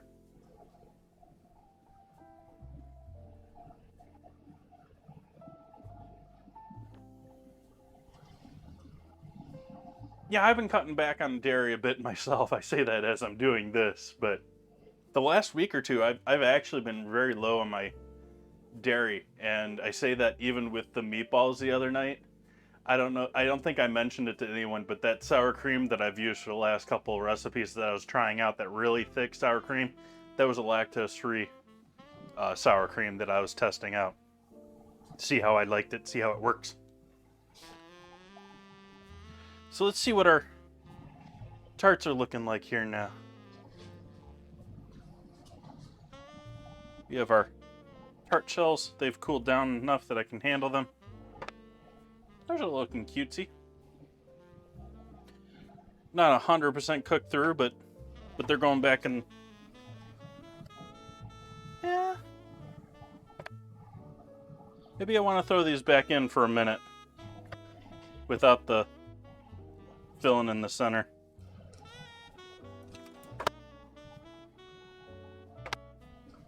I think that's what I'm going to do. But I'm going to take each one of them first and give them a little action. Just make sure that there's no bubbling going on there.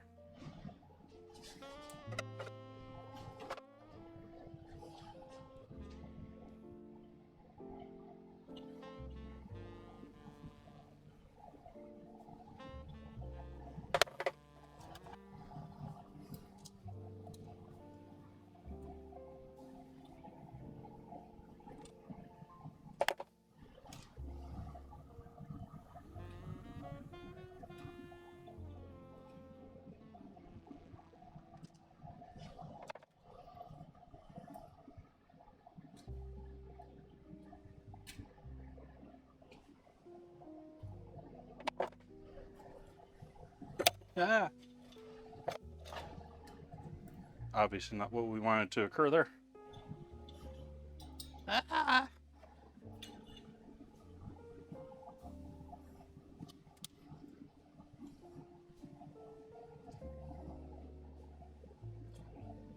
The rice does get into anything. It's rice. So I'm going to throw this back into the oven for a moment and mostly just dry these back out. But we'll give those about 10 minutes there.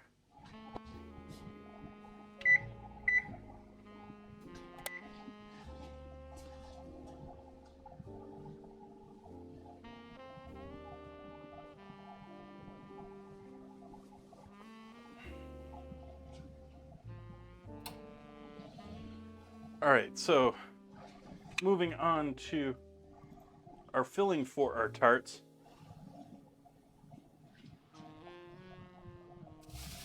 We need to squeeze some limes.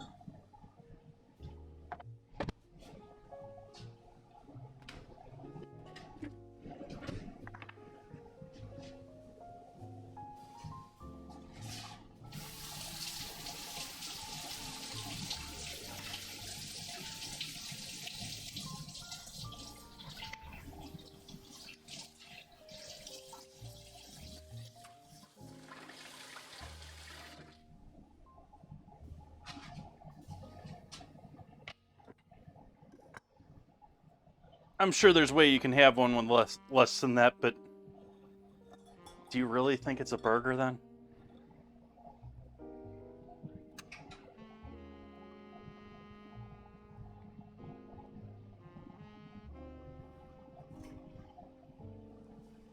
Like, I think burger, just in general, is sort of like a cheat meal.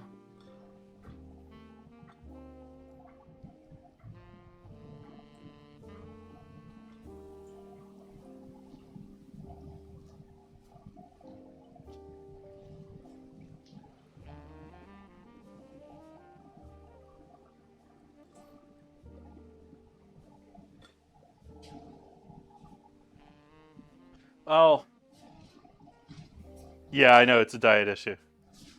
Um, although, when I say cheat, I also sort of put in the same category of, okay, you went lower fat and even less for 3-4 days beforehand, and then you go over for the one day.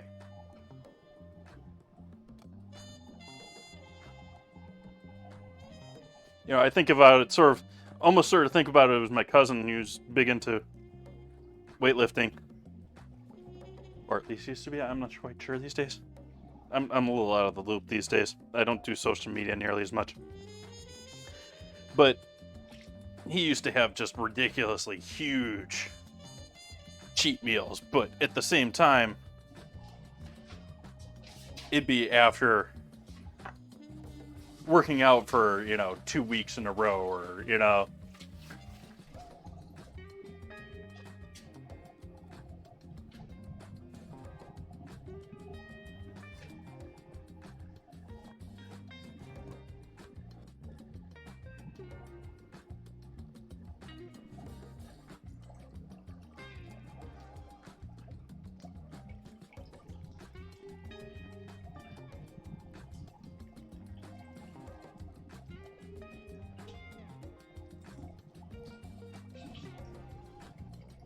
Well, maybe see if you can't.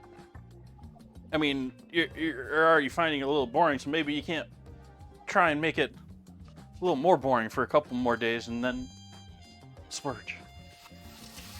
I don't know. I don't know if. Because that's not getting.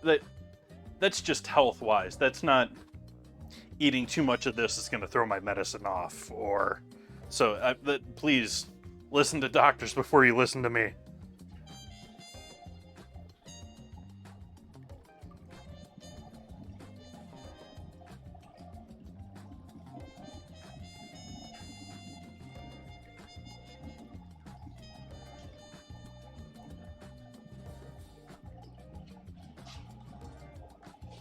Almost there with 2 of them.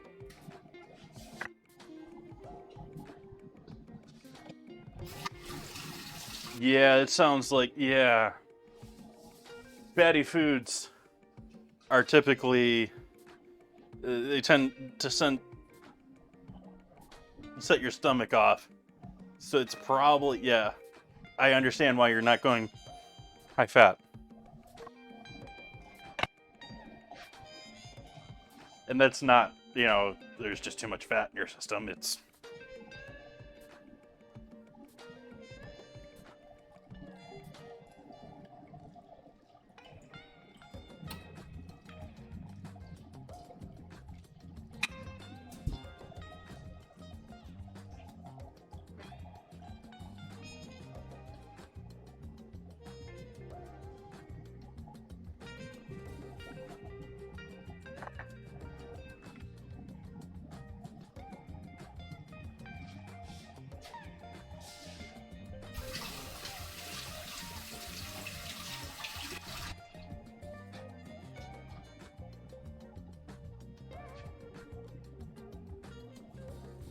Yep.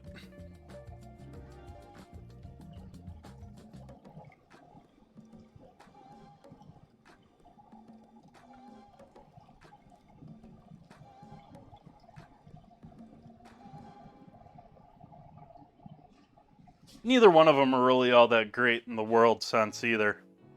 They're both trying to sell them as it's good for the environment, it's good for... No. Their future plans and hopes, one day, probably decades down the line, when they're actually able to use CRISPR DNA tech to take carbon out of the air and then swap that into using it to make meat. That's what they're promising people they're going to be able to do. The reality is nowadays they're just getting that carbon straight from corn and soy.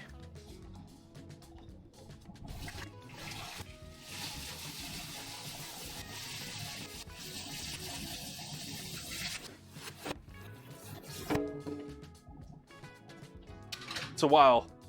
It's sort of like my take on GMOs in general. It's a science. It's something that can be great and can be horrible. We just have to be careful about it.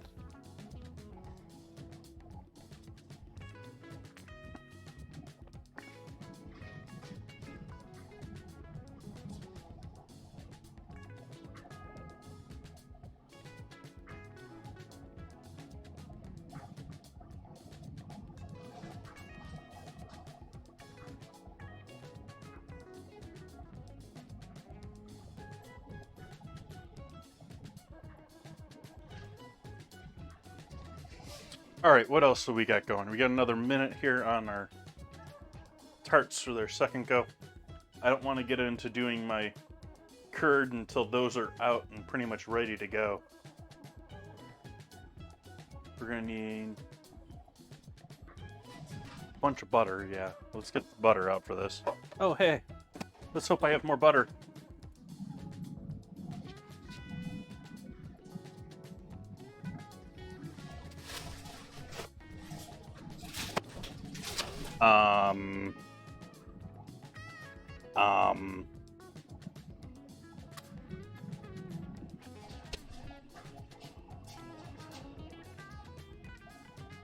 I'm out of butter.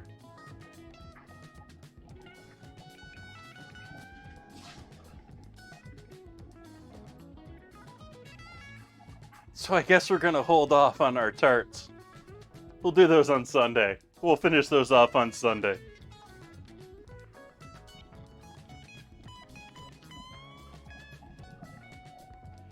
We're gonna have a long stream on Sunday, so.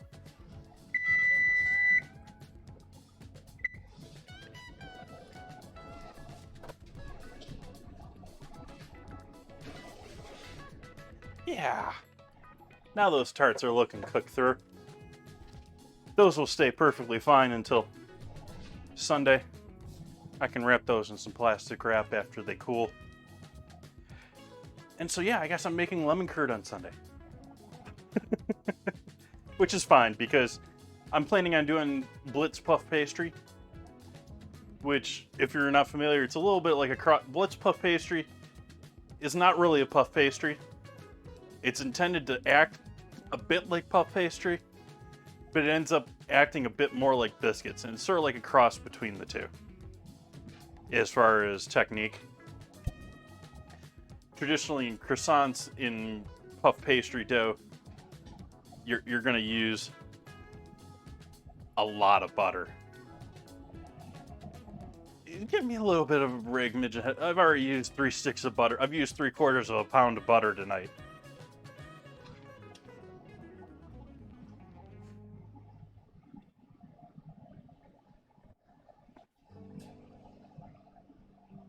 But, so, it's a little bit of a cross between biscuit dough and puff pastry dough.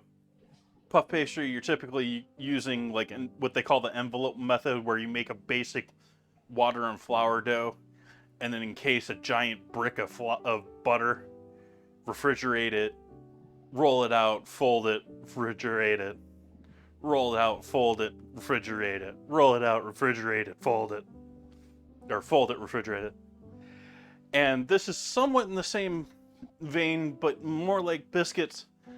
Instead of using a giant block of butter, it uses just chunks of butter, more like a biscuit dough would be.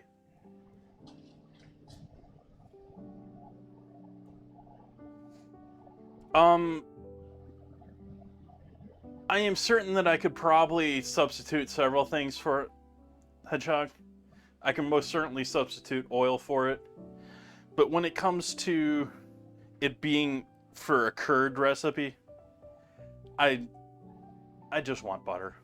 It's one of those it's what you use butter for, like perfect scenario for using butter. It's gonna help thicken it, it's gonna gloss it, it's gonna add that beautiful flavor to it. You can use oil, it'll work, but I don't want to. I think we can just pause on that. I'll finish it up on Sunday. We're perfectly good. It's just not tonight. Sorry, folks.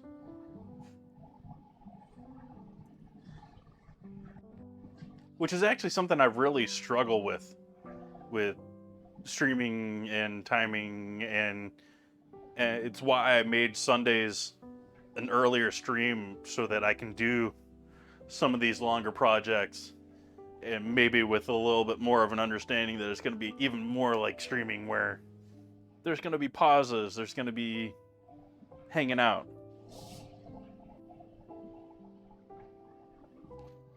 You're going to remind me? You can remind me in the Discord to go buy butter. I think I'm going to handle that one fine, but actually I've royally failed here tonight, because if you noticed, I took a second staring at that freezer, because typically there's a pound of butter in the freezer too. I typically keep a backup, and that's why my backup failed me.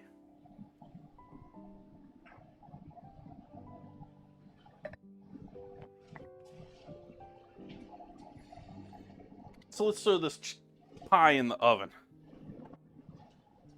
Let's throw this lovely pie in the oven here.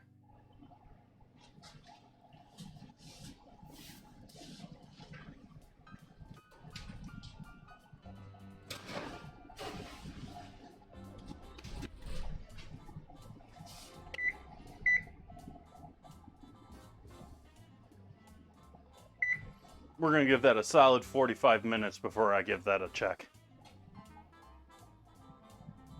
The backup has been... Yes, I went through my... Actually, what happened is I bought this pound of butter that I finished up tonight earlier this week. I mean, I went through 3/4 of it tonight, so, I mean, it's relatively new. I mean, I just threw the box away tonight. But I had bought it new. I forgot, you know, probably like a week and a half ago that I went through my backup.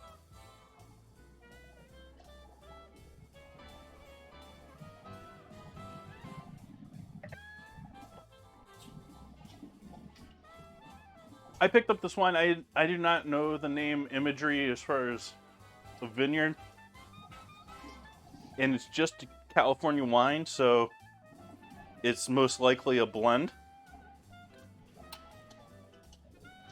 Well, it's certainly a blend, but I mean... But as I recall, and maybe someone can Google this in chat, this is supposed to have amazing ratings on it. And that's why I picked it up.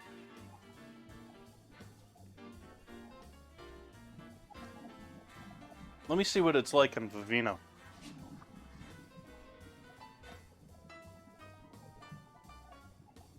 It's been a minute. Do I even have Vivino still installed? Yeah, I do. It's been a minute since I've...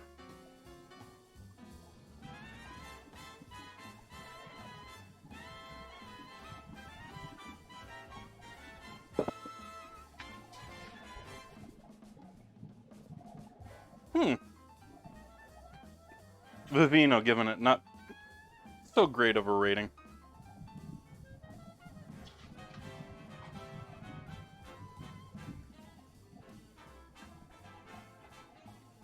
$110 a case. Blackberry, plum, dark fruit, that's all there. Cherry, raspberry, red fruit. It's still there, but real like the fruit. Like there's a jammy fruit flavor to this wine, but it's not very descriptive. Like, and that's why I think they have everything listed here, is because it's not very distinct. It's not like, oh, that's very blueberry or oak, vanilla, mocha. Yeah, there's definitely some oak there. I smell some leather going on.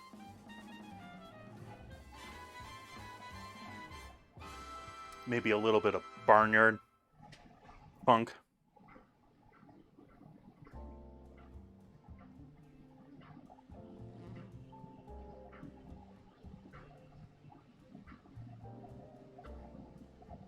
It's not the highest rating, but they're giving it a pretty good rating. I think it's about right where I think about it. I mean, it's a decent wine. I don't know that it's an award winner.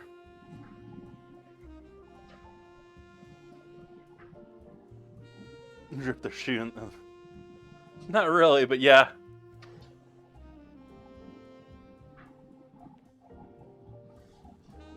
And when I say barnyard, that's a very polite term. It's essentially meaning it smells like I just walked into a barn. If you think about the average smell of a barn,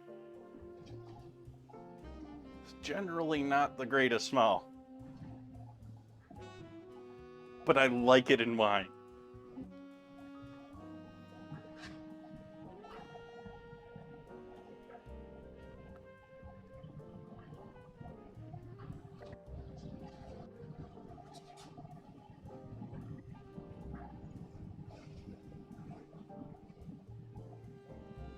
And this also goes, I mean, it's terroir. So I'm certain there's, you know, cows nearby, pasture nearby in many of these cases.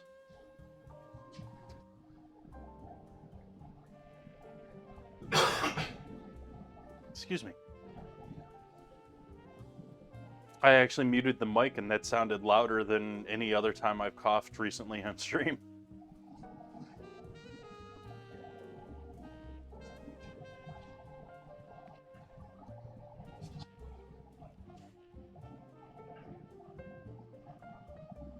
So since we're not doing that, let's work on the last other few things here we have for finishing off our pie once it comes out of the oven here.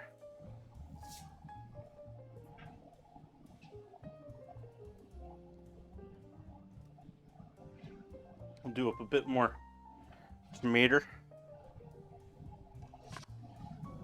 Wipe off the cutting board here quick.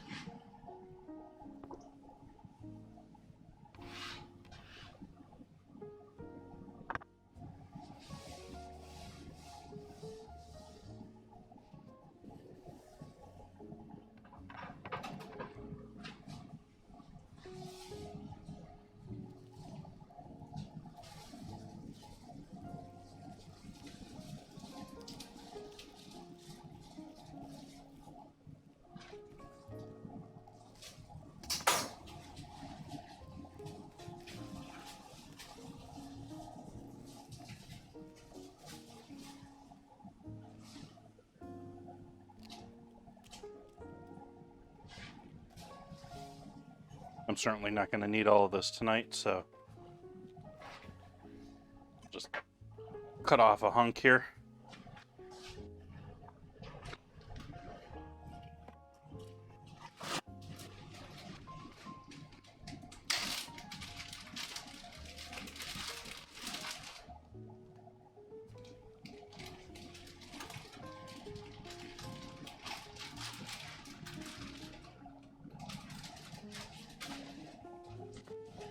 I have been sort of debating, chat, the idea of returning towards doing a bit more Minecraft or giving another chance to Minecraft.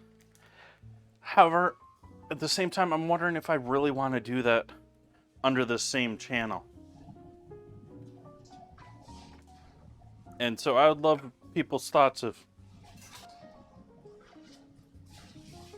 I had a second channel for gaming and stuff like that.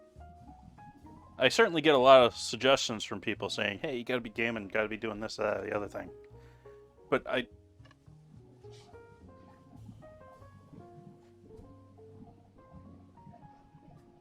do sort of want to keep it separate.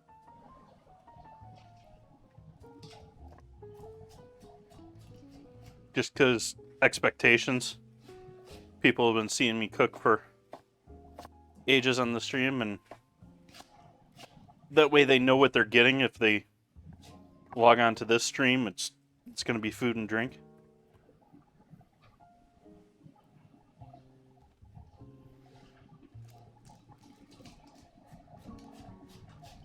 In either case, it's going to be sometime after next week, as I have ordered myself a closed loop radiator for my main PC, because my main PC has been overheating, or at least running way hotter than I want it to be.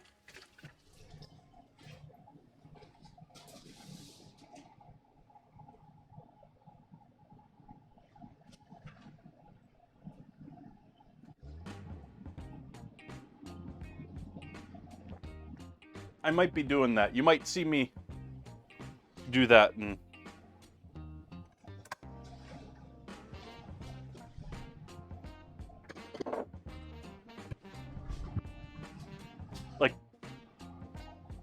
I would also probably, if I were to do that, co-stream it a couple of times or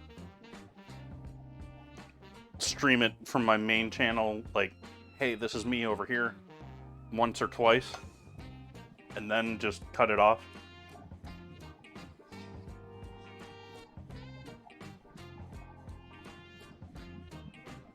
Well, that's actually not in the benefit in my mind. That's actually one of the negatives in my mind, because it means I have to set up a whole new set of overlays. I have to set a whole new set of graphics. I need to have a whole new channel set up. I have to keep track of the settings on both of them, etc., etc.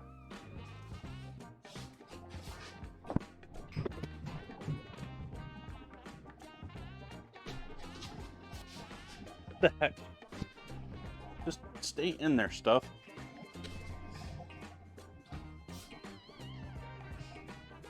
And this is something I haven't even brought up to, say, like Ozzy, who would have to maybe deal with a little of that.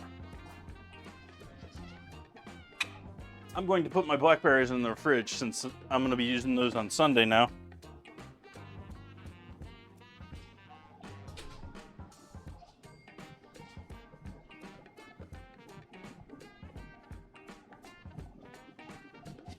Put one thing in, another thing comes out.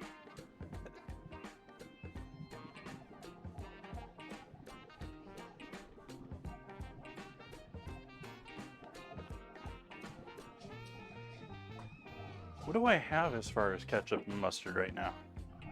Okay, okay. Okay. Okay.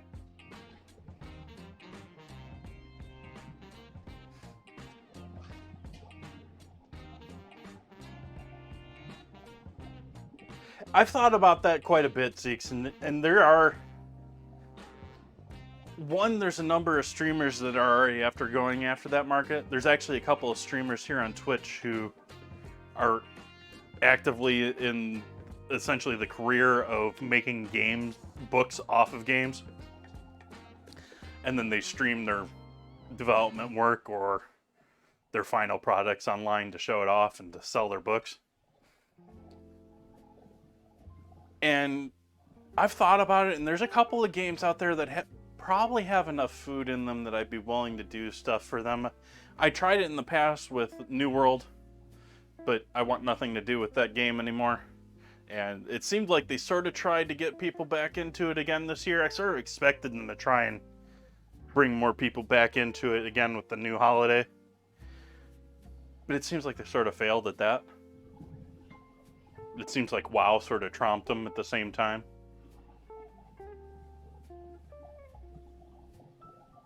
I don't know, do we have any New World players in stream? Do we have any WoW players in stream? I'm sure we got a couple of WoW players in stream.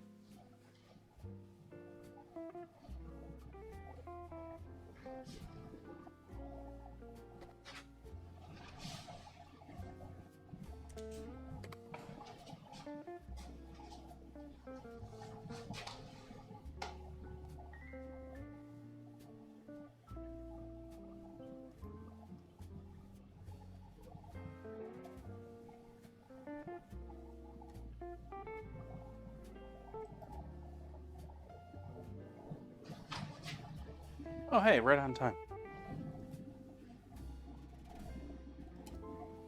Let's see if that actually shows up right on stream when I turn it on.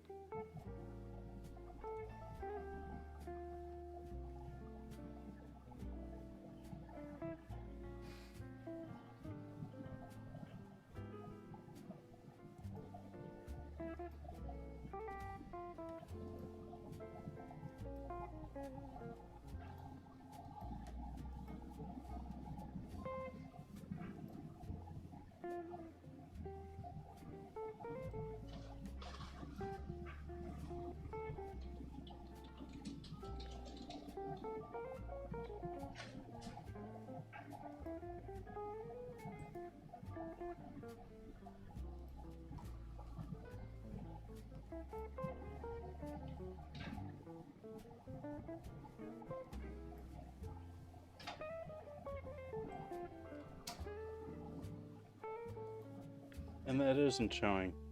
Oh, there it is.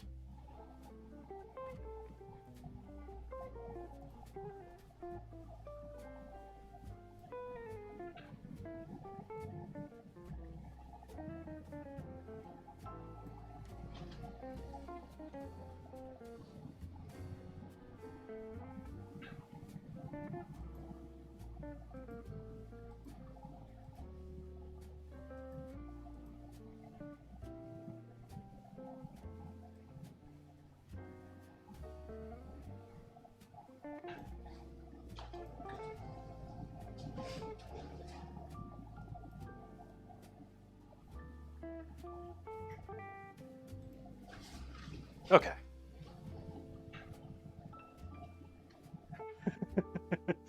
That's what it's for, Hedgehog. Welcome in. I'm just gonna call you 28. But happy to have you here.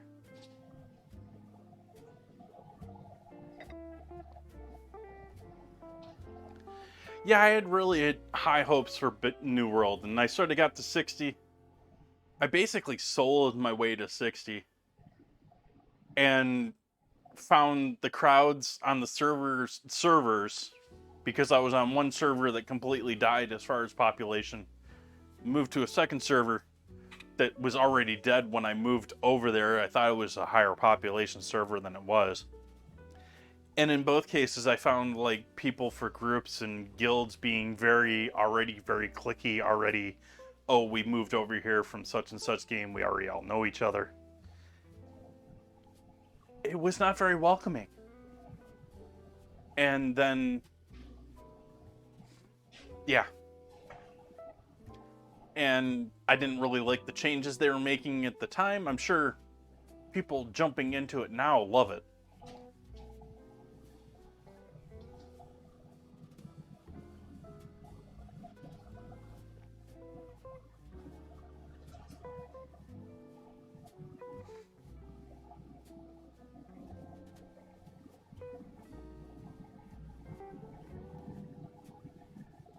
There was a ton of bots too, but that was more of what I was seeing on like Reddit and like people complaining about publicly.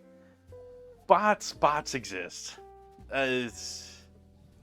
So what? There's a naked person fishing in some impossible to reach location. It's gonna happen. And I had that problem. I say that, and I had that exact problem with Apex, though. Is the bots got to me. I played Apex for the first season, and I gave up on it because of what seems to be now largely under control. I've glanced at it here and there from other streamers. I don't really watch it, but it seems like they got a lot of that dialed in. But that first season on Apex, there was just like auto aim everywhere.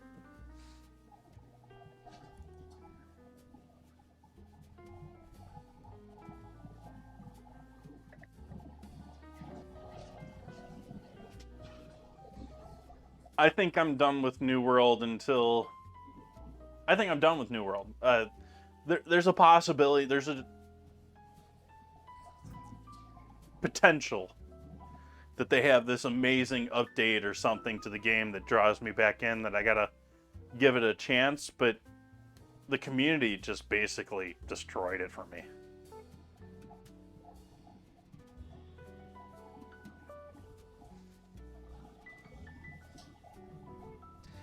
Yeah, Hedgehog, I'm very much in the camp of the it's possible in game, people are gonna do it.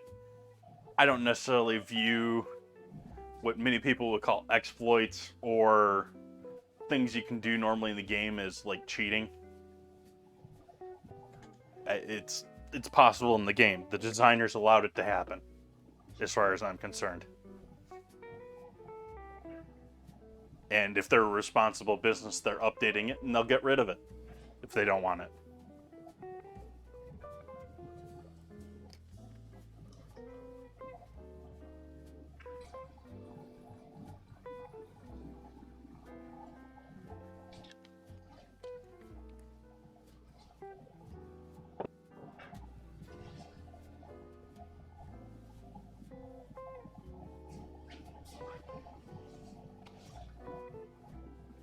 I think I'm gonna take a AFK here. And while we're waiting on things to bake, I had originally intended to obviously fill this time doing the raspberry sauce and the lime curd. However, no butter. My apologies. So, more content for Sunday.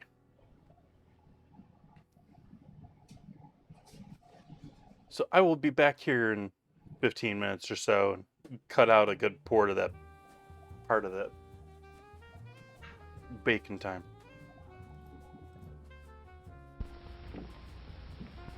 What? Keeping the coffee in the icebox?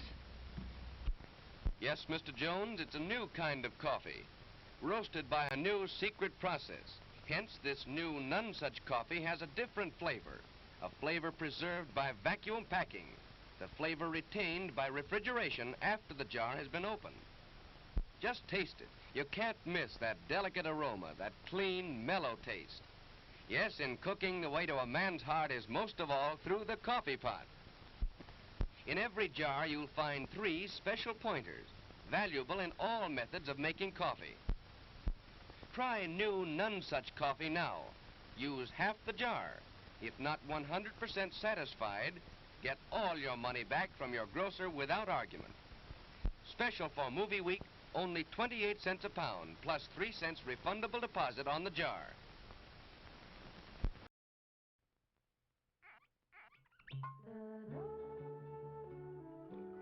Alexis Lachine wines are full of flavor. Alexis Lachine wines are dry. Alexis Lachine wines are mellow. Drink an Alexis Lachine wine with any kind of food, or anytime you feel like relaxing with a drink. Alexis Lachine, fine French wines. Next week, George and Gracie will be brought to you by Carnation. Hiya, happy boy. Wish you'd been with me today. We saw a great dog show, some beautiful dogs. There was the handsomest poodle, a real beauty, an international champion. His owner gave me some good advice. There are many dog foods on the market, but the Carnation Company makes the best. It's called Friskies, and it's quality all the way through. You should have seen the champion collie. He won everything in sight. The handler told me. A very important part of this champion's diet is meat. That's why we feed him Friskies. The principal ingredient is lean red horse meat, the best you can buy. So happy, you're getting real quality, and you're going to get your Friskies right now. Friskies is prepared to the high standards of Carnation Company and guarantees prime-grade nourishment. Off into space. Man, that takes real teamwork. And here's a team of junior spacemen with an out-of-this-world breakfast that teams up V8 juice and Cheerios for flavor and energy. What a treat! A flavorful glassful of refreshing V8 juice and Cheerios with power protein, plus vitamin B1 for Go Power. And now, here's a special out-of-this-world free offer. This Moon Rocket Kit, both a toy and an exciting game. First, blast off. It separates in midair and lands 2 spacemen on a moon map.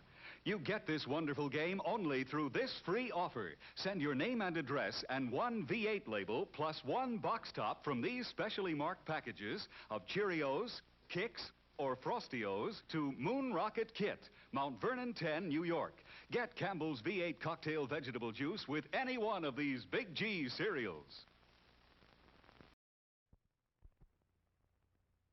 When you have a Labatt's, you have an adventure. Canadian Light, that's Labatt's. It's a great mute taste in beer. Enjoy import quality at USA prices. Have an adventure. Have a Labatt's.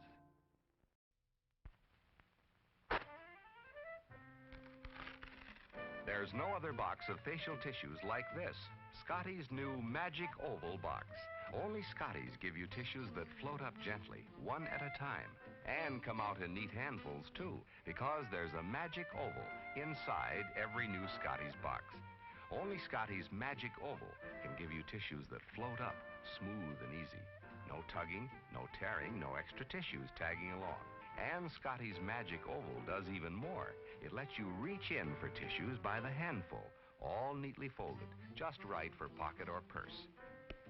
Scotty's new Magic Oval box is pretty, too. And inside, soft, strong, sneeze-proof Scotties.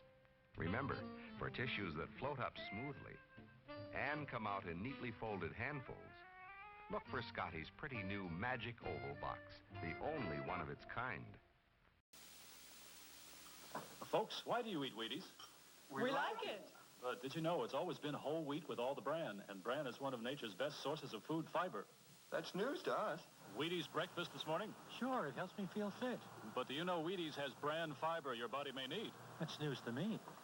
Why Wheaties? Oh, we love the taste. I have for years. But do you know for years you've been getting something extra for your diet? Bran fiber? Well, that's news to me. Wheaties. It's brand news.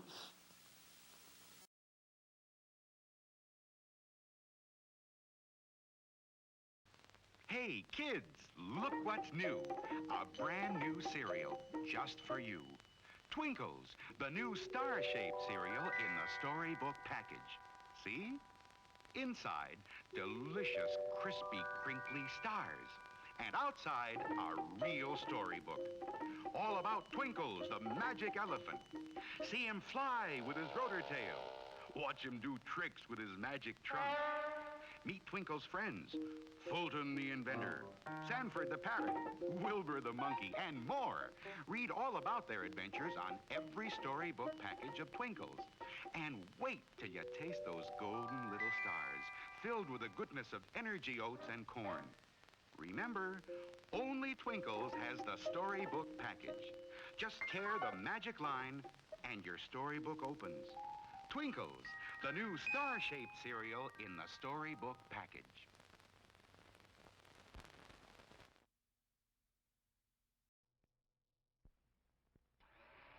Here's the newest, most exciting sound in town. It's a General Electric blender that's going around. Completely new from base to lid.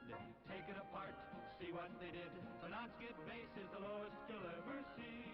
The decanter has a 36-ounce blending capacity. The non-spill lid is really smart. For blending convenience, it comes apart. Add additional ingredients if you will. Look, no splash, see no spill. Put them all together and you know it's true. The General Electric blender is best for you. If you want to know another reason why, It's only 10 1/2 inches high. Stores easily on the counter or on a shelf. There's 1,000 things you can make yourself. Make party spreads, Great cabbage heads. Blend the meatloaf for a family of 8. Make ice-cold drinks you'll appreciate.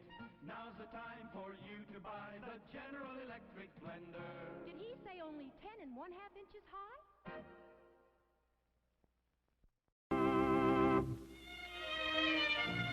If you've ever been to Venice, you remember the gondolas and the picturesque waterways.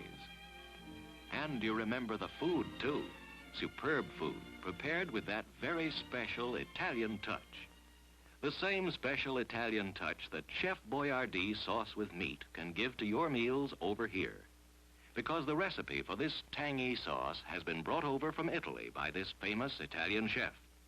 Chef Boyardee sauce with meat is made from juicy, sun-ripened tomatoes and tender, quality beef, simmered in a spicy sauce that makes a rice and cheese loaf, a casserole, or a spaghetti dish a real Italian-style dish. So when you'd like to add that special Italian touch to your dinner, do it with Chef Boyardee sauce with meat. Try Chef Boyardee sauce with mushrooms, too. Both are prepared from the chef's own Italian recipe.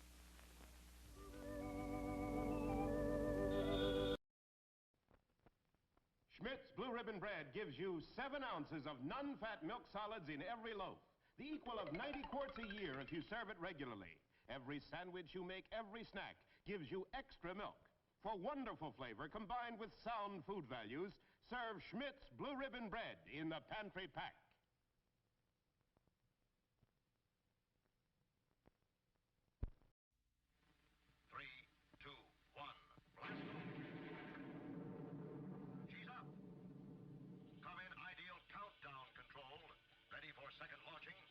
Moving into position.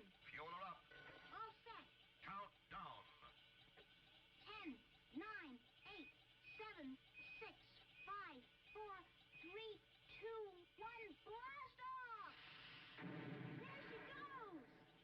you can be in command of your own ideal countdown. It's a real electronic missile base. You sit at the controls and move missiles into place. You count down. You blast off. You track the flight. The ideal countdown comes complete with moon missile and lunar probe, as well as a giant atlas. Get your electronic ideal countdown now, wherever good toys are sold. It's a wonderful toy. It's ideal. Now, a new creation from Seal Test. Cottage cheese in ready-to-serve portions. Handy envelopes bring you brand new convenience and ease. Zip, it's open, quick and neat. Just the amount you need, the easy way to serve cottage cheese. The rest stays moist and creamy, ready for next time. Are they handy? Cottage cheese in ready-to-serve portions. So easy to use, quick, and no bother at all. The rest stays really fresh, moist and creamy. Yes, serving cottage cheese was never as easy as this. Seal Test's new square package with handy, ready-to-serve portions. Zip, it's open, simple as can be. The rest stays moist and creamy fresh. You'll love Seal Test cottage cheese in new, ready-to-serve portions. Get some soon. Everybody needs energy-packed Sunbeam bread. Yes, it's all aboard for fun in the park, but Junior hasn't got energy enough for fun. He'd sure like to ride that horse. Hey, what's this? An energy-packed Sunbeam sandwich. You bet every delicious slice of Sunbeam bread sure does pack a big energy wallop. There's nothing like Sunbeam Energy to help you stay on the beam. Now, look at them go. On Sunbeam Energy, they sure do enjoy life. Everybody needs the kind of real zip and zing pep that delicious Sunbeam bread gives you. Yes, stay on the beam with energy-packed Sunbeam bread. All day long, eat Sunbeam bread and renew energy as you burn it up. Eat delicious Sunbeam bread. A pleasure, Milton.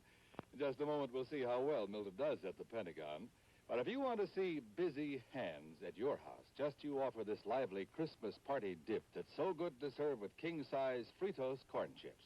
Just follow the recipe right on the Fritos package. Of course, it calls for the famous Philadelphia brand cream cheese, an 8-ounce package, which we blended with 2 tablespoons of milk till it's nice and smooth, like so. Then come 2 tablespoons of Kraft cream-style horseradish for zesty flavor, a 1/4 teaspoon of Worcestershire sauce, and finally, a dash of salt. And we'll blend our Philly mixture again. And when party time comes, let the folks enjoy this wonderful Philly horseradish dip with crisp king-size Fritos. There are those busy hands. Just remember, you make the best-tasting dips with the freshest-tasting cream cheese you can buy. Philadelphia brand cream cheese, made only by Kraft.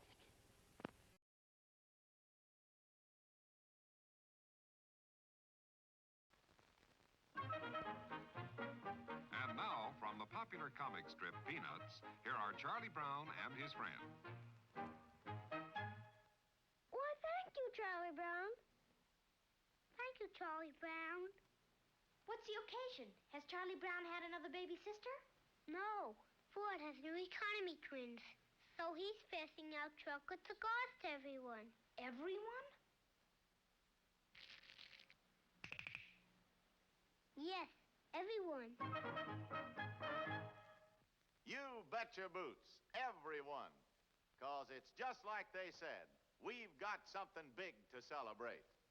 And here it is, Ford's Economy Twins for 1960. The economy choice of a lifetime. Oh, I'll bet you've never seen a prettier twosome than this. There's the new size Ford, the Falcon. And next to it, the large economy size Ford, the Fairlane 500. You know, the 60 Fords were featured in the recent issue of Vogue magazine. And when you run your eyes over the elegant good looks of this Fairlane 500, it's sure easy to see why Vogue says Ford means a fashion success. And all this all-new beauty is yours for an all-new price. That's right. This roomier, more luxurious Fairlane 500 is actually priced a whopping $142 less than last year. And as for this pretty Falcon over here, well, just wait till you check its price sticker. It's America's lowest priced 6-passenger car. In fact, it's priced up to $124 less than the other compact cars. Look them over in your Ford dealer showroom. 2 new Fords, 2 wonderful new ways to go the finest. Ford's Economy Twins for $1960.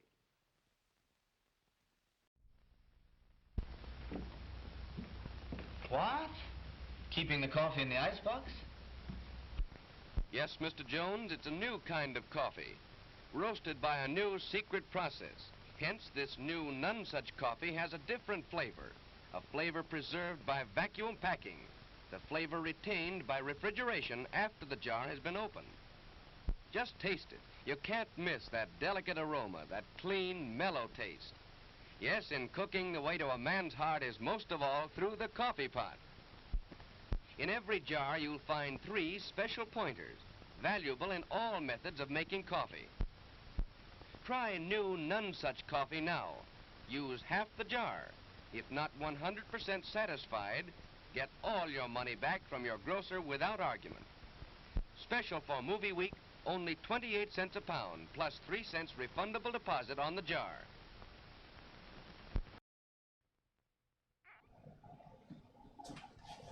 Welcome back.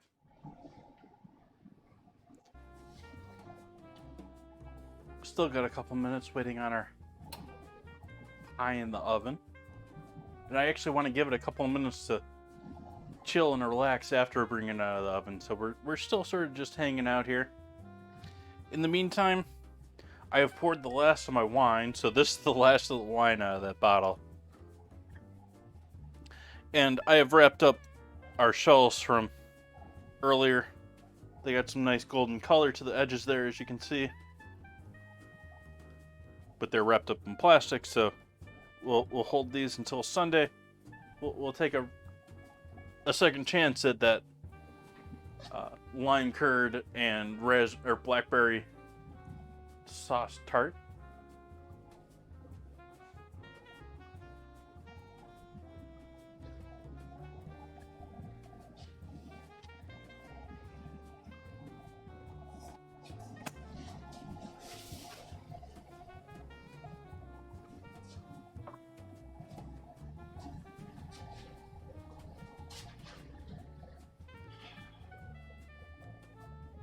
How are we doing all tonight?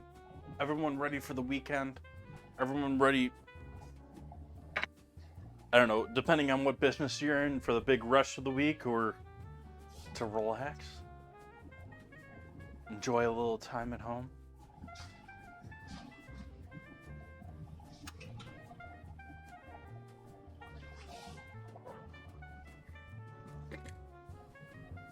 Clean up my rice mess here while we're waiting.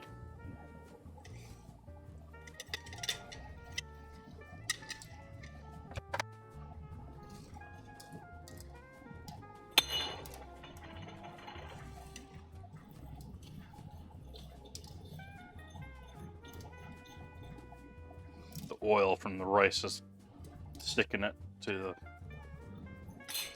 little tin still.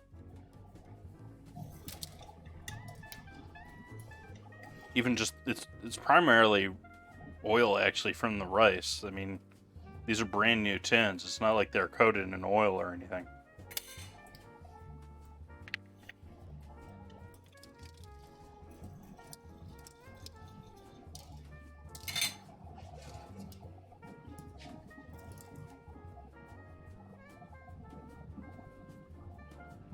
Uh-oh.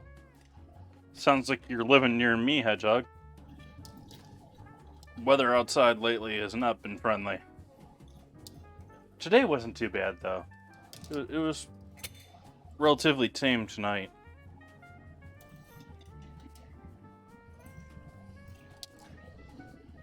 I'm just tired of it raining. I never like that it's raining. Like, as soon as it starts raining, I'm already tired that it's raining. Welcome in, Maz.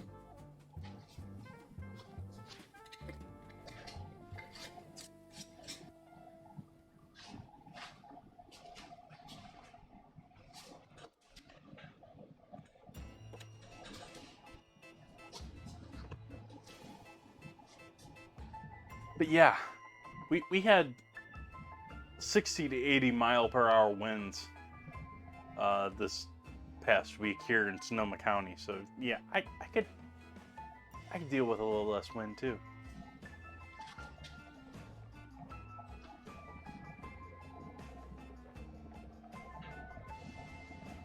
You like the rain if you don't have to go into... I can respect that. For me, even if I'm... Like, I've said this before on stream. I'm an introvert. I want to spend all my time at home anyways. But regardless, when it's raining outside, the feeling that I can't go out sort of like ruins things for me. It's a little like I'm stuck here. Regardless of my fact that I would be stuck here regardless.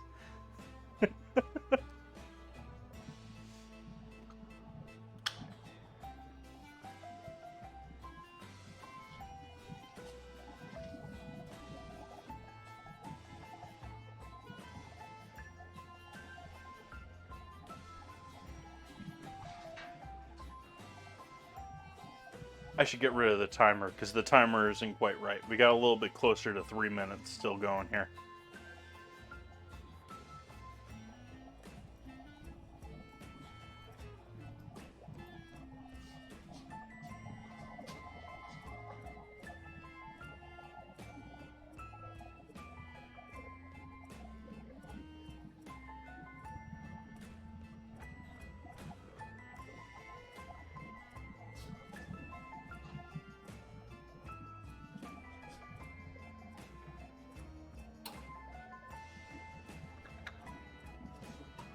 Yeah, midget. Like it takes that small percentage of I might do this tonight or this today, and just rains on it.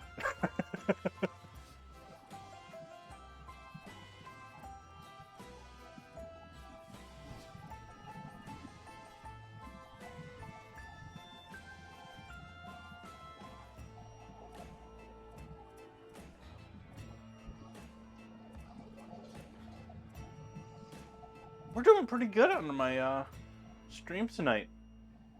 My settings are almost 6K in bitrate, and we're almost there in actual transmission.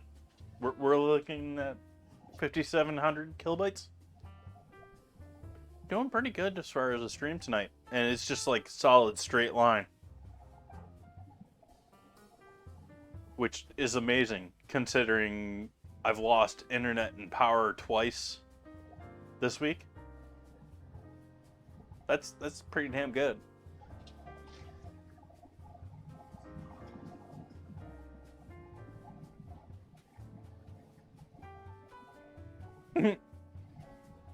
I'm laughing thinking of my neighbor who is a former is both a runner and a former Seattle resident, and she just goes out and regardless, like she's out running every day. Like it can be the most dreary, annoying, disgusting day in the world, and she's out running.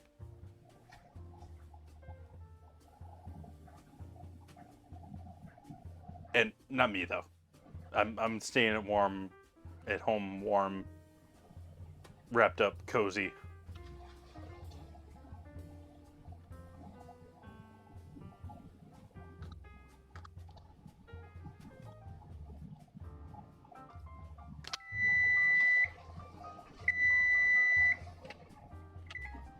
All right, let's see what we got here. Can we pull this out yet? Is this ready yet?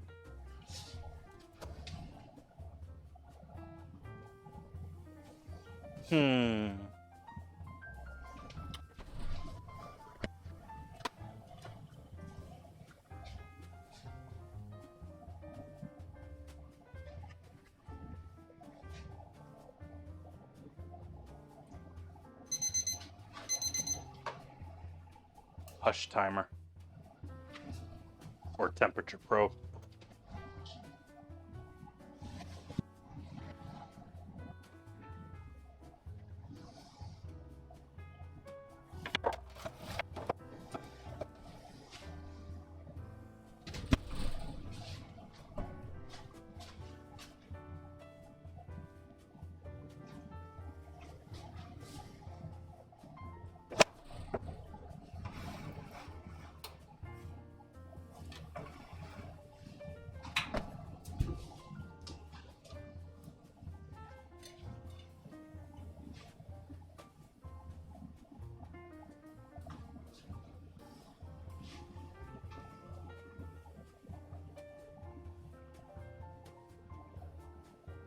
122 is not our target.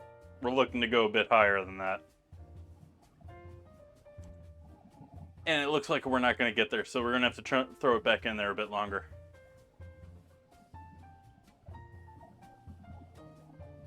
Yep. We're at 106. We need to get that a bit higher. So we're going to actually... It actually might be another...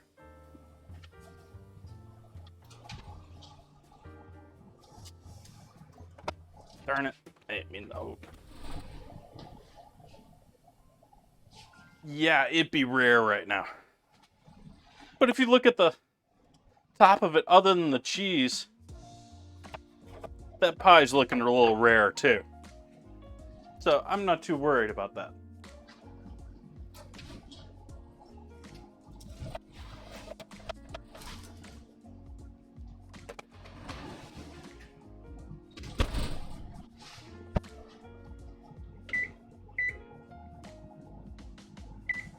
But I'm going to give that a good 15 minutes.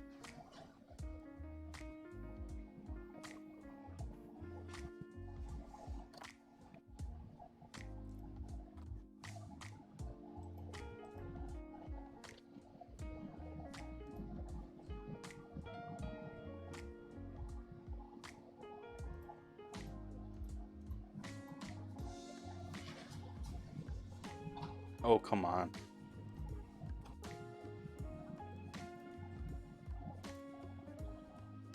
There we go. More time for the wine. This is all the wine I got.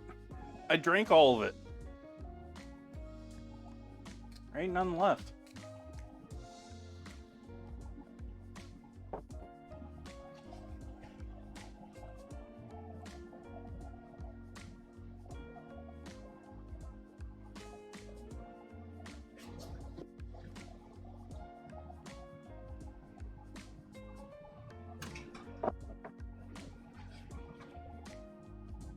Bring on the bourbon. Actually, I sort of want the wine with dinner. So you're actually sort of... Maybe? Nah, fuck it.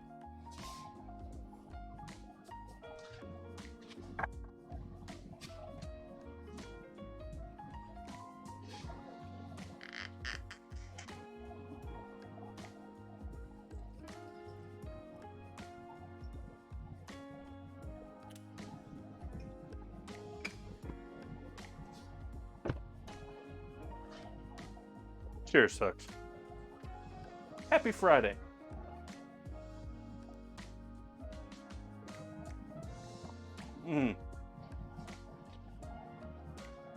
It's like candy after that wine. I'm surprised because I was drinking a little bit of this earlier this week and it was tasting so harsh to me. I'm so feeling the nicer wine, nicer bourbons that I've been drinking lately. And this was tasting like a bit like sucking on a piece of wood. But after that wine, maybe I'm just happy. I'm certainly talkative.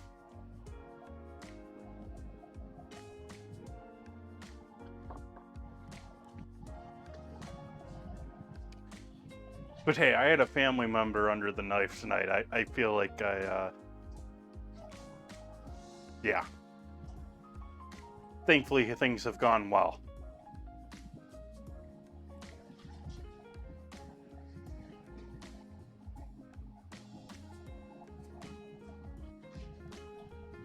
Hopefully everyone else has had a lovely week.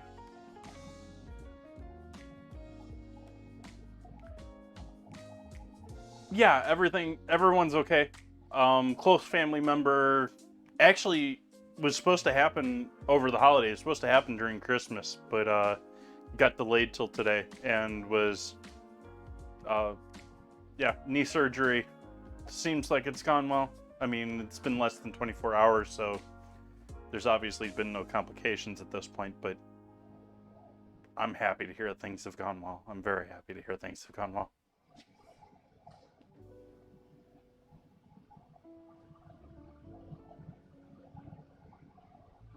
The shortest week ever. It was hell at work. Ooh, what's going on at work?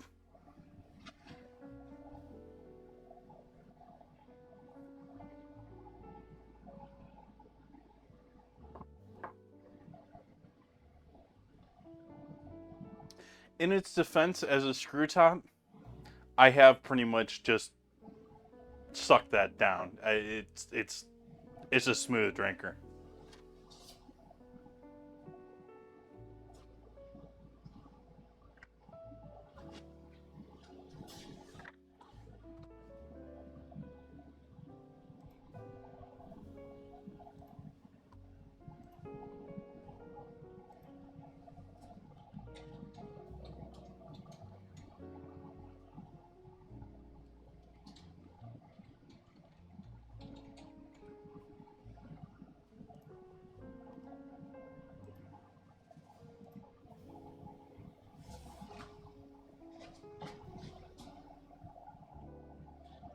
I don't want a chair in my kitchen.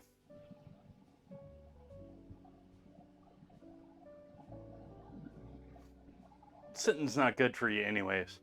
Horrible for me. I need to keep my butt in gear.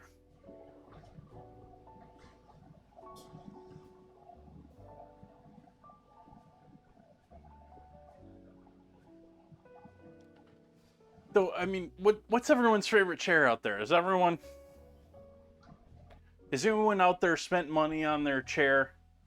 Like, figuring this is someplace you're going to be sitting? Like, I think about streamers, and some of these streamers are throwing, like, car money at their chairs to be, like, it's because it's where they sit all day.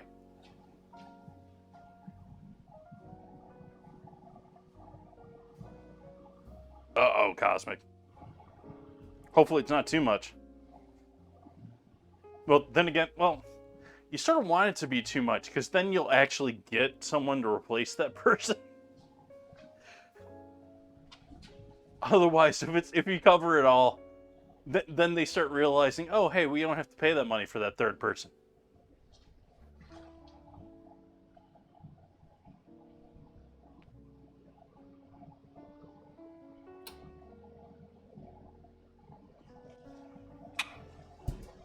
Secret Labs Titan XL. I was sort of looking at, I know Herman Miller, famous for the Arion, which I've sort of been looking at the Arion even as far as like a stool. But they did that new Logitech chair, which Logitech makes me want to less likely to be buying it. I don't have a lot of faith in Logitech in modern years. Both of you have Secret Labs, okay.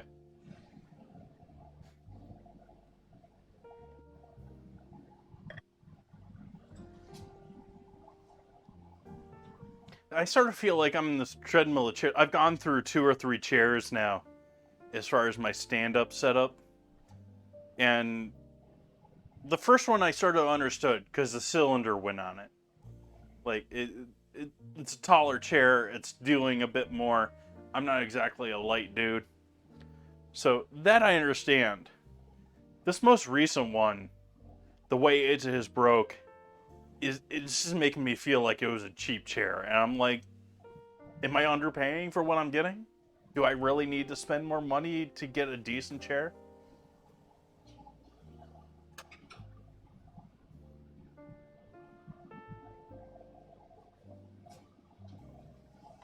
That's also something for me too, Cosmic, because I don't plan to live here forever. And do I want to spend money on furniture or equipment that I may have to pay to move later on?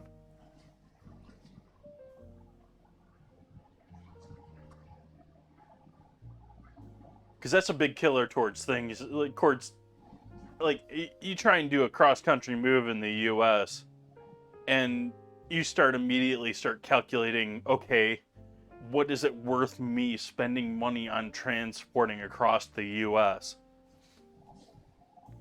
And so all of the stuff that you're buying cheap in bulk immediately goes out the window.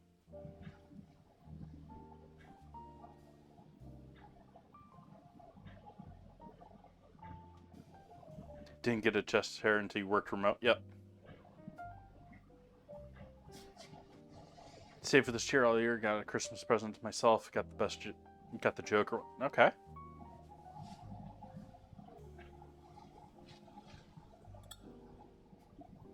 Yeah, like I said, I'm sort of torn. Like, do I spend another couple $100 on another cheapo replacement and, you know, expect to replace this in the near future? It's my problem for a lot of things in this home. Like, I want to get rid of my couch. Like, I loved my couch when I bought it. It's got a beautiful fold-out bed in it. It's sort of like a perfect sort of like one person, you know, if you got guests or something to stay over setup. Unfortunately, it was like, it's like shedding. And I've now got, after owning it for over a decade, it's like shedding, it's falling apart. I've got a cover over it at this point, but I basically want to get rid of it. But I don't know about the idea of, like, what do I replace it with? Especially if I don't want to live here forever.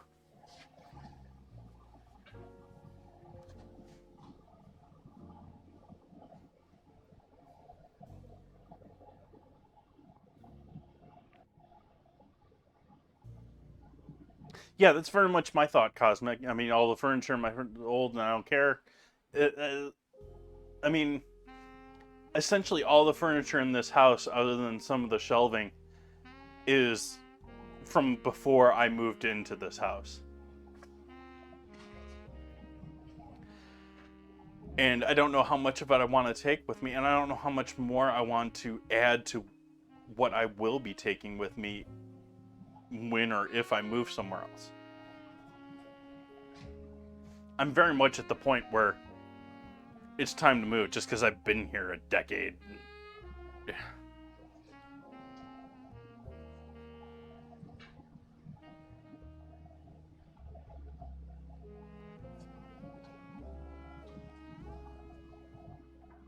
That's good to know, Hedgehog.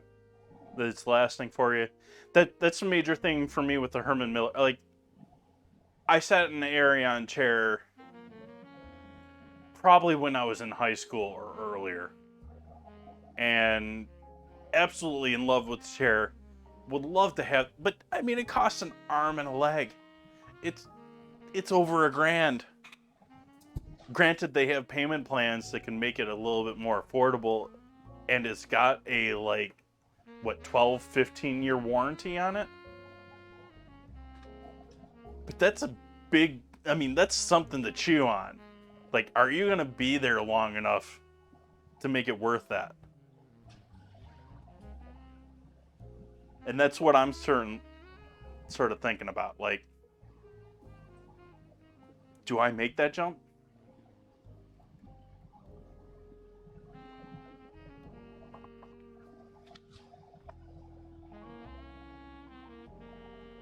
Yeah, exactly, Will. Exactly. I am very much a I want to buy things and never have to worry about them ever again thing. And I have had to basically repair my chair on a biannual basis for the last several years. It's not fun.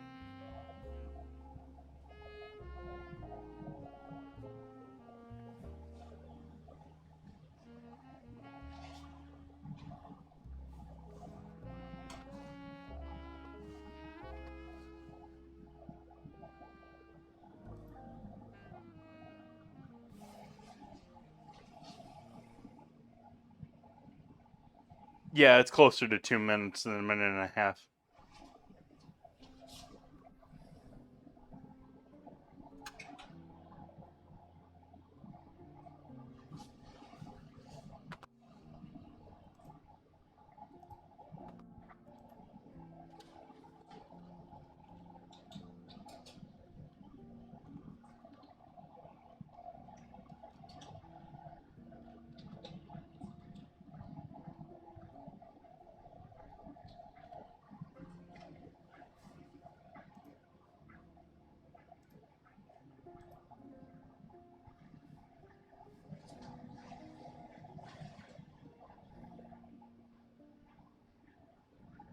I'm sort of living with mine broke at the moment, too. Like, it's sort of more like a stool than an actual chair anymore. And so, like, this back support on it, it has no back support anymore. Like, any weight whatsoever on the back support, it just goes back. And so, yeah, that's what I'm working with. And it's also a chair that's designed with a downward slope. And so it's designed to have that back support. It's not like a frontward leaning one where, yeah.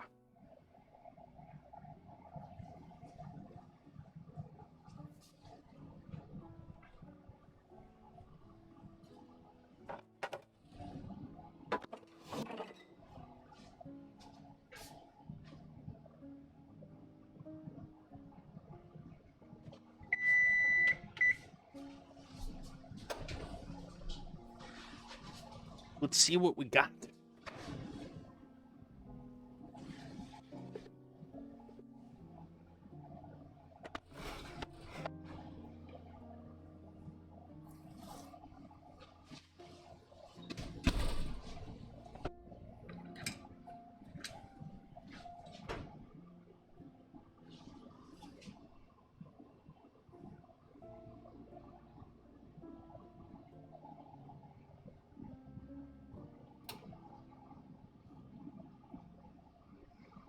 Come on, give me 135 at least.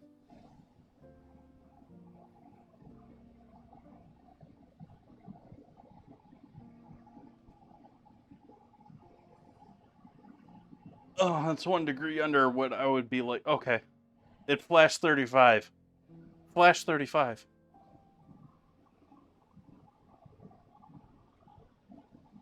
I'm going to live with that.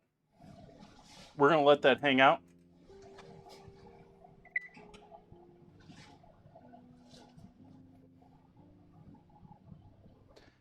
We're going to let that hang out for about 10 minutes here. Did the music stop, or is it just not in my earbuds? No, music's still going.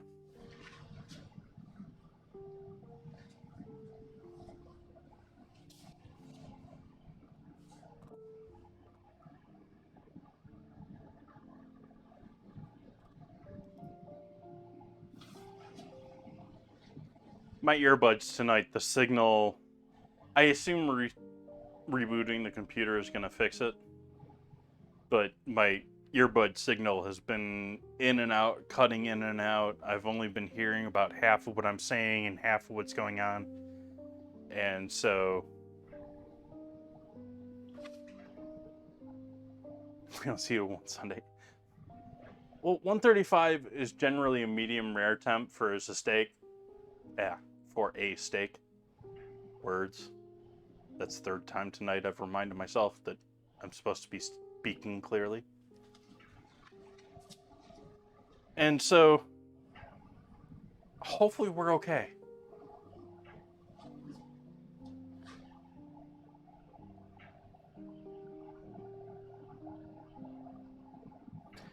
But we do want to give that enough time to rest that it's not going to release a ton of juices when I cut into it. I am mildly surprised that it didn't overflow in any form or way.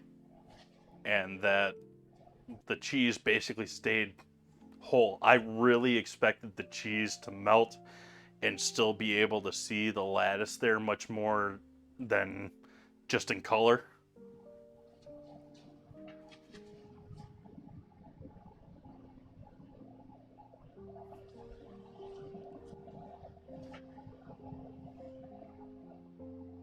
Like, I really expected those, like, the gaps that all turned dark in the cheese to really just melt and fall into...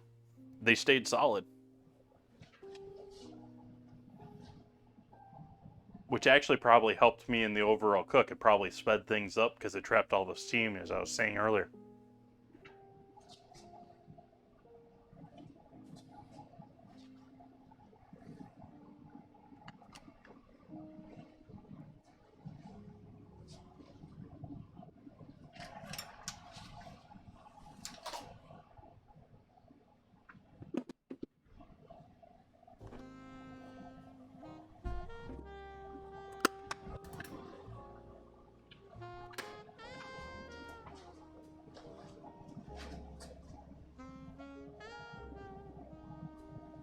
trapping all the juice and all the flavors.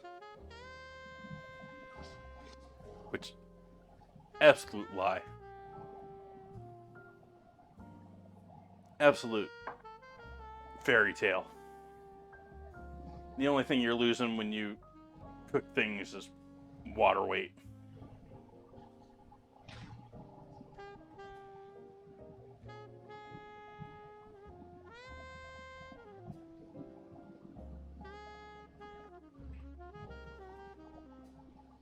Can't say that the bourbon has improved my wine tasting. I think this has not done good things for the wine.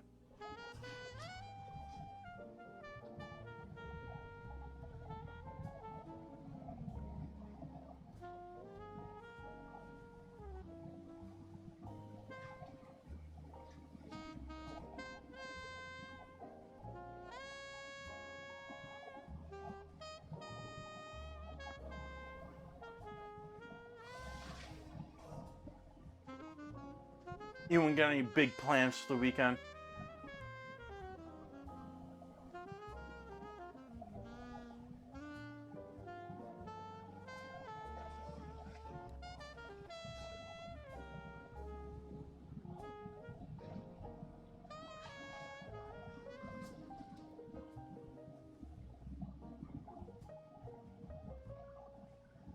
I don't know that I have any plans at all for this weekend. I should probably make some. I should go out or something. I should go out and have a drink tomorrow night or something. Actually be like sociable.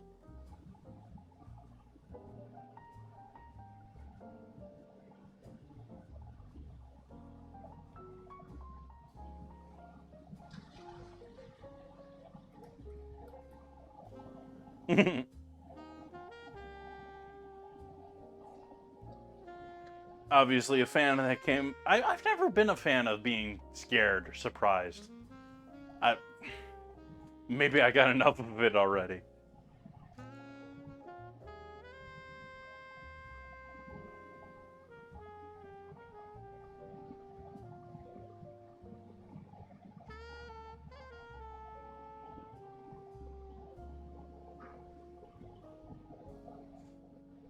Are you underage for your cigar, Zeeks? Are you a Peanuts character? Are you still in elementary school?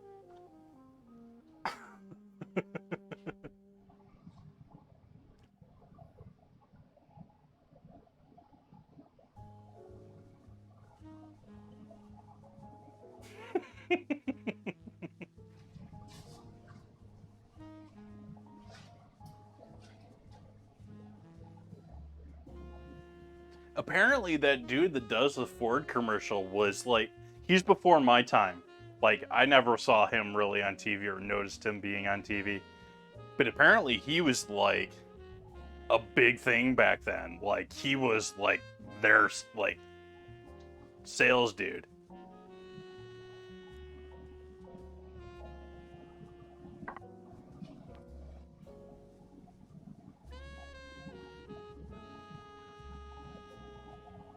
Of course, at the same time, yeah.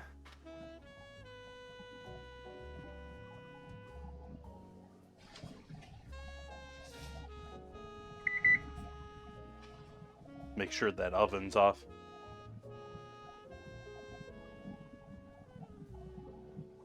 Oh, I'm certainly over 40, both in body and mind.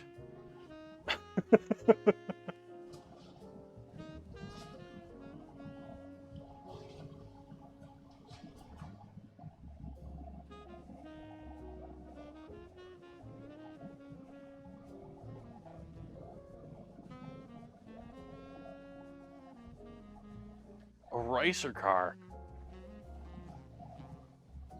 What are you, a Sylvia owner?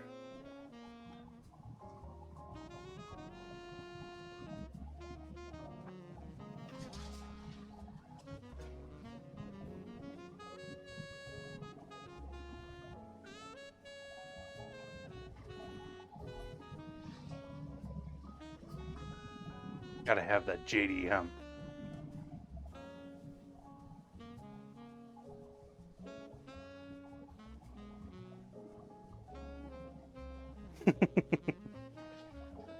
Nice. I really don't know the scene. I don't know the import scene. The only real knowledge that I know is one of my buddies from back home. His claim to fame, I don't know reality or if it's not, but he was one of the first to import that year of that Sylvia.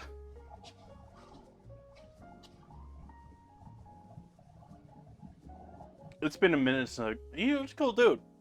Used to hang out with him quite a bit, but just sort of moved away and just haven't been nearly in contact as much as I used to.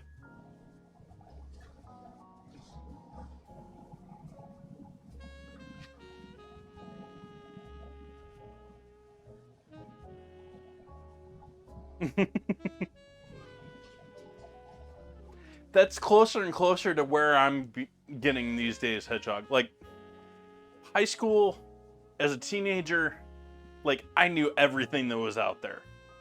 Like, I knew everything that was out there. I knew all the stuff that was coming out soon. Nowadays, I don't have a clue. And I don't really care.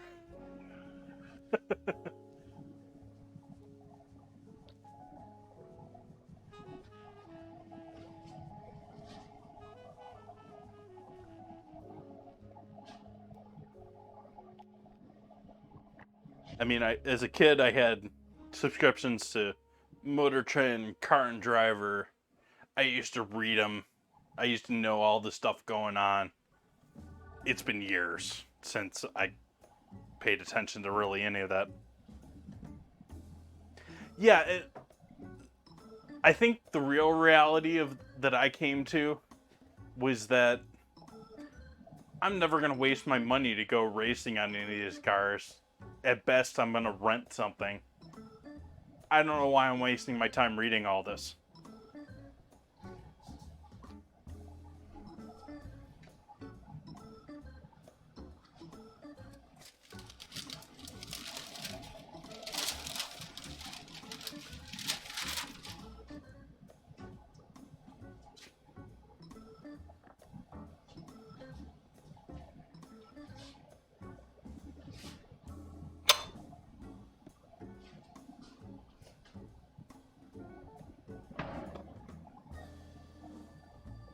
I am sort of on the edge of being in the market for a new,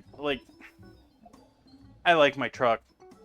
I'm sort of tempted to just get my truck fixed up. It'd certainly be a heck of a lot cheaper to just fix my truck than buy a new one. But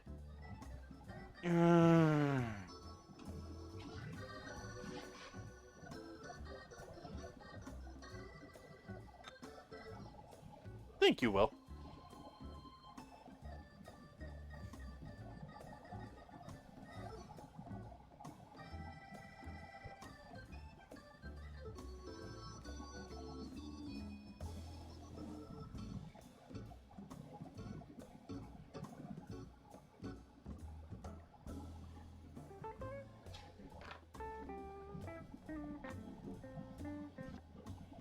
How long do we wait before I break into it? I definitely want to give it time to rest and do its thing.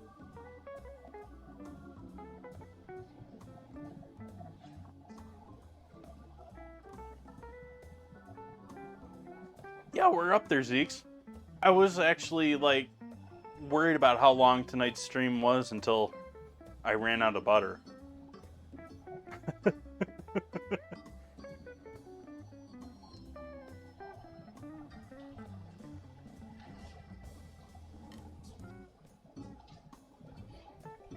So what's chat think? A plate for tonight's dinner? A bowl?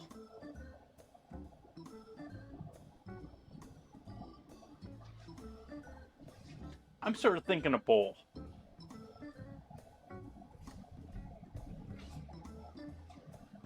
Plate? We can do a plate.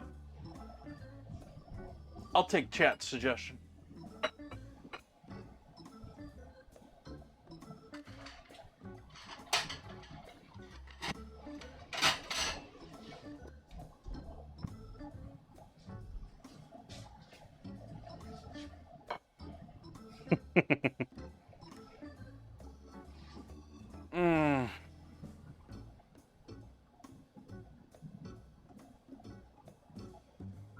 I'm going to give that another minute or two to continue doing its thing. Yeah, the idea here is, at least what I'm thinking, is we'll put our slice of pie on there. We'll add our lettuce and our tomato. We'll hit ourselves with the tomato, mustard, mayo combo. Use the squirt bottles. Make it all pretty. I don't know, maybe we'll wait till tomatoes then, but we'll do lettuce first. And then a couple of pickles. We're missing steak fries. That's what this lovely crust is for. The crust is here so we don't need fries. Then again, I mean, you call the crust the bun too. Yeah, okay. Well, I'm sorry, Zeeks, I don't have potatoes. I might be willing to even throw some in the oven at this point if I had them, but I don't.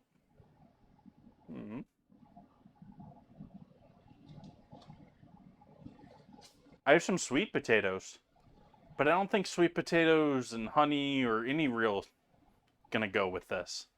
Like, there are burgers that sweet potato fries will go with. I don't know if this is one of them. This is a little more traditional.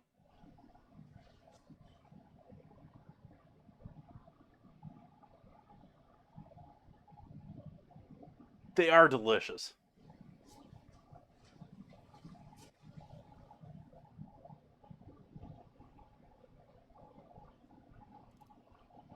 Our music stopped now. Let's restart this list.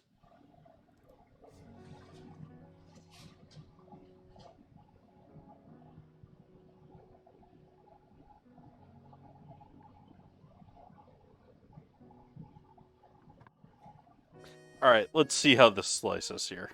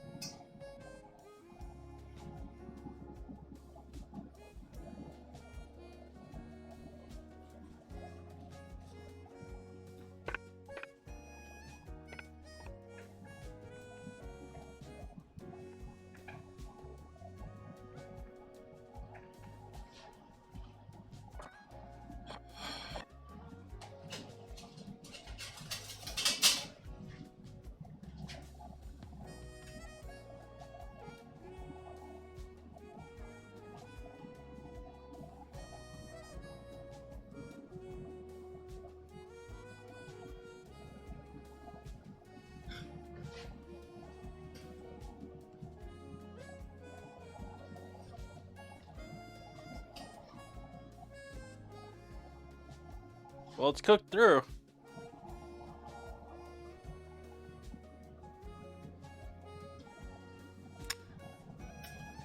Bit juicier than I anticipated. But we can live with that.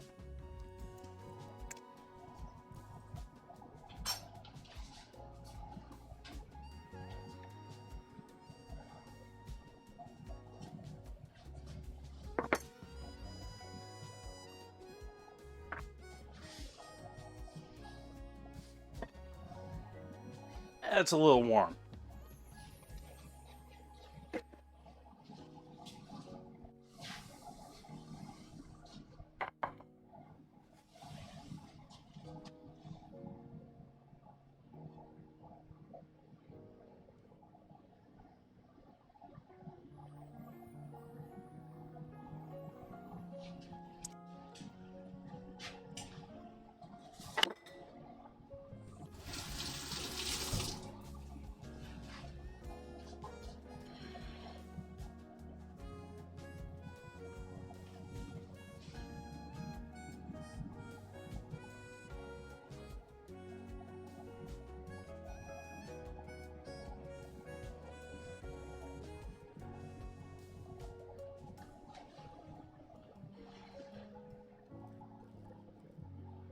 Hmm.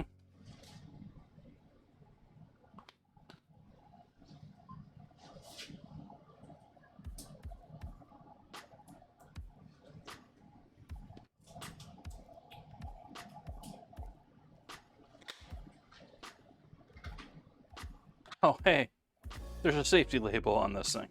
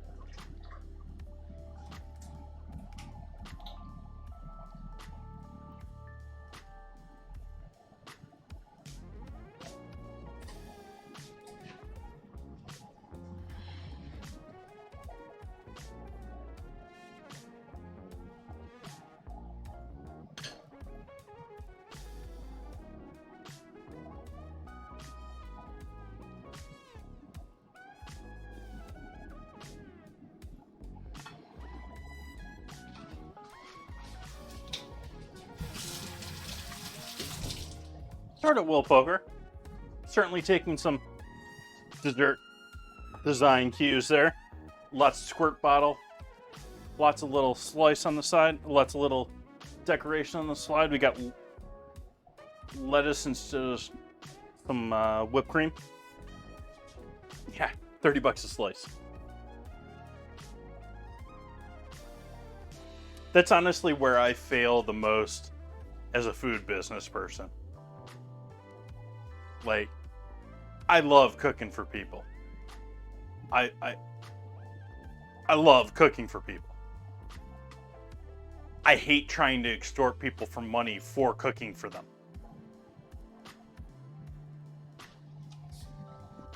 But yeah.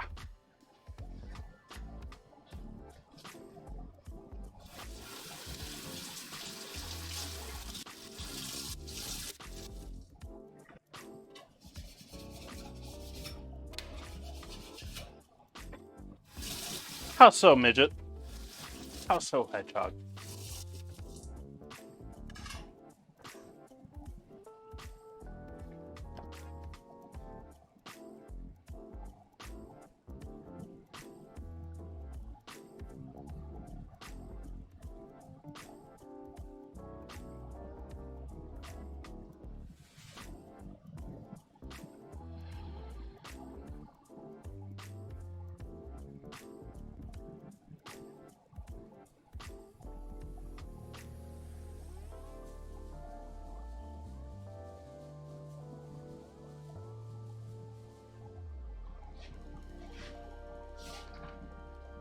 Yeah. I've also forgotten these.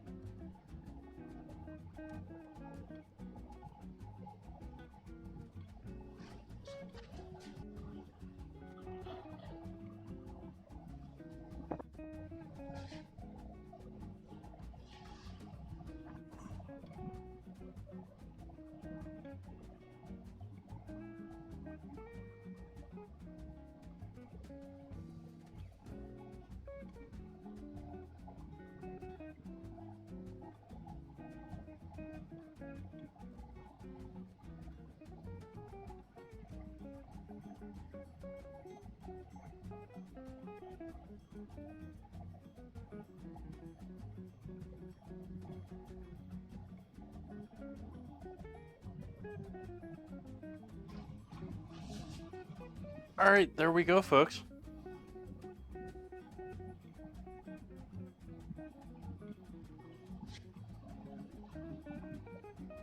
We have our cheeseburger pie. Thank you so much for joining in with me tonight.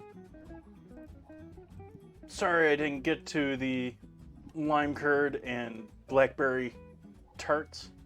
We will be obviously finishing those up on Sunday here.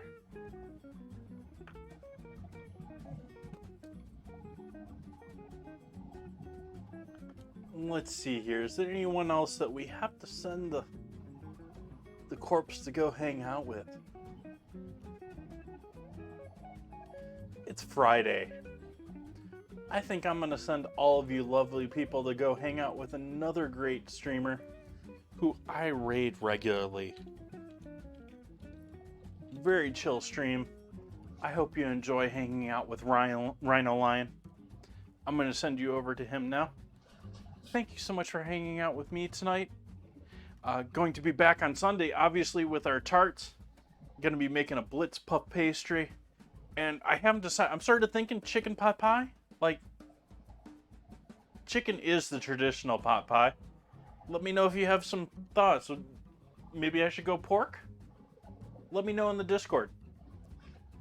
Until then, I hope you all have a lovely evening. I hope to see you back here soon. Good night.